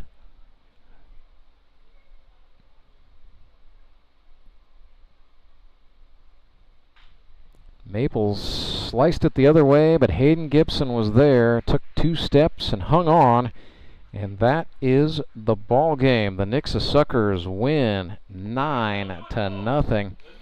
Absolutely spread it on the Branson Showmen. Well, Nick Bacon, goodness sakes, I mean, may have to split this up here. That's what I'm going to do. Our Elite Promotions Elite Performer of the Game. Number one, I mean, it was 9-0, so we got to talk about offense. We've got to talk about Jordan Fitzpatrick. 3 for 4 on the day, 4 runs batted in. Had a double way back in the first inning. Also had a sacrifice fly to his credit. The only out was a ball launched to the warning track that was hauled in by the left fielder. So Jordan Fitzpatrick gets one half of the Elite Promotions Elite Performer of the game. The other half, since it was a shutout, I got to go with Logan Wiley, the starting pitcher. 5 innings, no runs allowed, 3 hits, 4 strikeouts, and a walk. So Logan Wiley and Jordan Fitzpatrick, your Elite Promotions Elite Performers of the game. Yeah, just a great all-around win for the Nixa Suckers. I mean, you can't really complain too much about a shutout, and as we mentioned earlier, I mean, just everything was going on all sides of the baseball for everybody, and made your job a little bit hard to choose both of those individuals for the performer of the game. You could have gone any number of directions, and they'd all been good choices. Great all-around effort. So we will try to talk things over with some members of the Nixa Suckers when we come back. But Nick Bacon, we will bid you adieu until next time. Always a pleasure, Rance. Thanks for having me. Well, we're going to have you back sooner rather than later, partner. But until then, we understand you've got some business to tend to in the skies. Yeah, so we'll let you get to it. I've been watching. There's been some crime afoot. Let's see if I can do something about it. Let's get you going. He's Nick Bacon. I'm Rance Berger. We'll step aside, come back, and give you a little bit more post-game right after this. Acme Towing Company. That's too far away. Let Henry's do it. Nah, we're ready to close. Let Henry's do it. Henry's is ready to take your call right now. From compacts to semis, Henry is here to help 24/7. Save yourself the hassle and make us your first call. Henry's gets there fast, offering multiple locations to serve the Ozarks. When you're stuck on the side of the road, make the right call. Let Henry do it. I need a change. My workouts are too boring. Oh, I've got an amazing workout for you. Hot yoga. I've lost weight and I'm more flexible. Try our community classes for only $8. Sumit's hot yoga. You are going to feel awesome. I'm Nicole Cartmel with the Bank of Missouri. If you're in the market for a new home, you're probably spending a lot of time looking at real estate listings. But there's one main thing you need to do to narrow down your search. Get pre-qualified for a home loan. Mortgage loan officer Shannon Meisner is here. How does this help you to live well, bank well? Getting pre-qualified for a mortgage loan is definitely your first step. Pre-qualification allows you to determine early on how much money you can borrow to purchase a home in connection with your monthly budget. This way you know what homes to be watching the market for. We have lots of different loan options to fit everyone's unique needs. This way we can help you accomplish your homeownership dreams and goals. The best part about pre-qualification is there's no cost. It's quick, easy, and it makes you a smart buyer. Thanks, Shannon. And of course, our mortgage loan officers like you are here to help you every step of the way. At the Bank of Missouri, we help you live well, bank well. The Bank of Missouri is an equal housing lender. I'm William Beadle from Tolbert Beadle. It only takes 1 second for a person to be involved in an accident. And when the worst occurs, there's only one person that matters, you. At Tolbert Beadle, we want to be the one you call for help. We're the one to get you the compensation you deserve from the insurance companies. Call us today and find out if you have a case. The consultation is always free. Tolbert Beadle, when you need justice.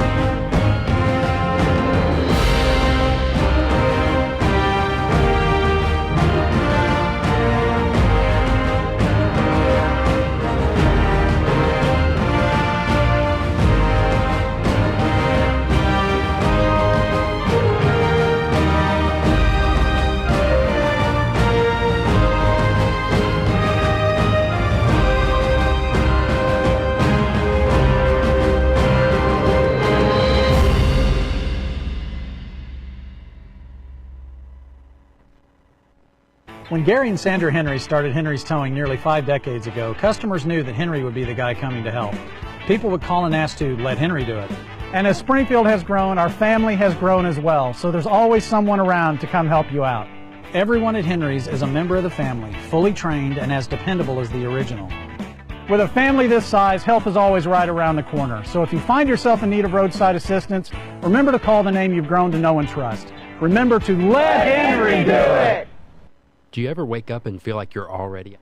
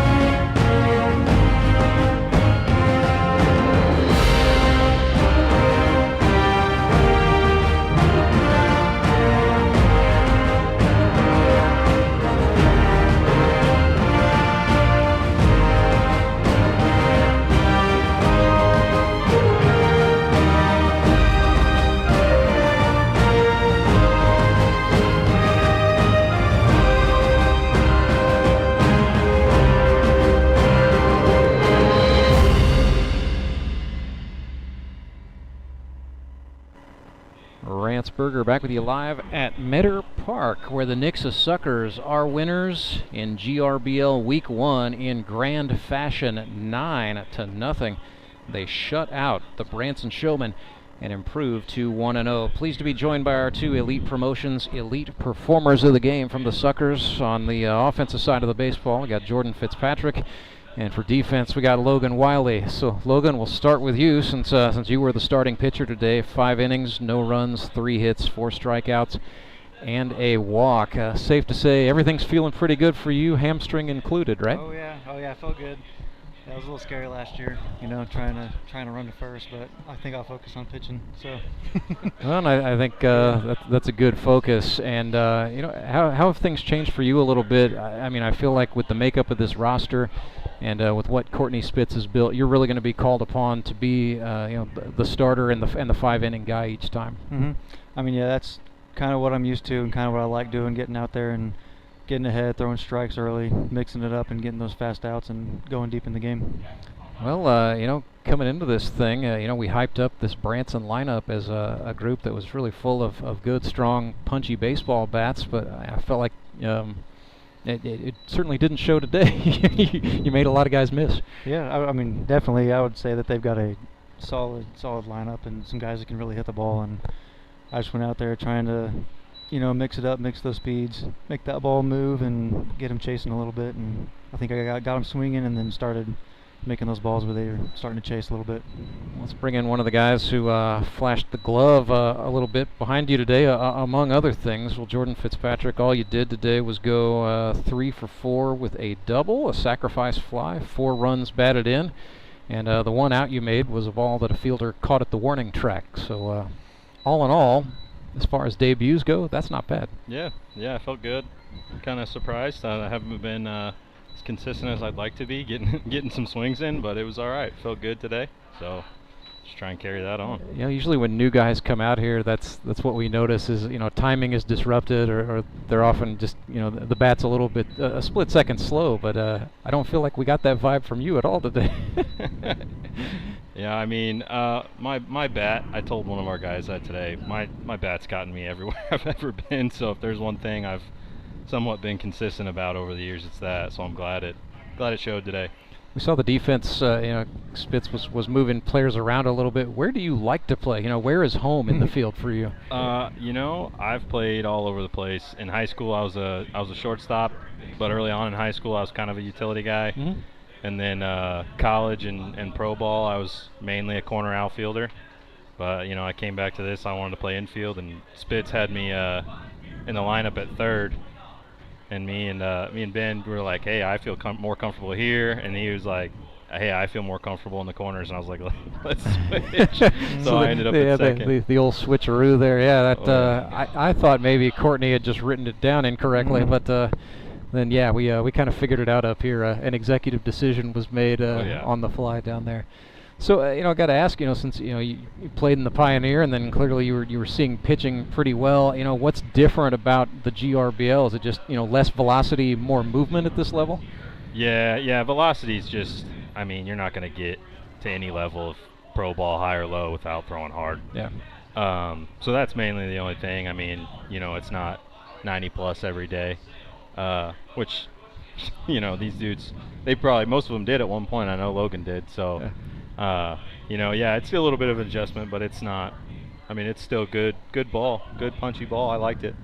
Very good. Well, we liked watching you play today. Logan, we'll come back to you to close it out. Just, you know, it's always interesting in the GRBL because you really do go from, like, hey, I'm Logan, nice to meet you, to, okay, like that's the guy I'm expecting to make a big catch for me. So. How's it going so far? You know, 9-0 certainly helps, but how are the Suckers doing thus far at just, you know, building the team and building the camaraderie? Oh yeah, I mean, anytime you're scoring runs, it makes for relaxed baseball and easier to pitch, easier to, I mean, do everything out there on the field. I can just go out there with no pressure, fill it up, and let the guys work behind me. I'm glad to see Fitz on our side out here. I mean, you know, throughout college, scrimmage and everything, he's kind of an annoying out to get, so glad to see him with us. Good to be on the same side. Well, guys, you are back at it next Sunday. You got the high noon game against the Springfield Metropolitans, so if you want to hang around and see Bluey or just hang around and scout the Mets a little bit, I'll let you get to it. All right, thank you, Rance. Hey, thanks, guys. Jordan Fitzpatrick, Logan Wiley, our Elite Promotions Elite Performers of the game. Those guys and the Nixa Suckers 9-0 winners today. They defeat the Branson Showmen and improve to 1-0. Showmen fall to 0-1. Branson Showmen fans, if you're still with us, your club will be back at it next Sunday, 6 o'clock. Baseball night in the Ozarks against the Ozark Mountain Ducks. We're going to go ahead and shut down this stream, and we will start a new one as we get ready to bring you the Republic Locos and the Springfield Metropolitans. That's coming up next on the channel. But until then, for my partner Nick Bacon, I'm Rance Berger. Good night.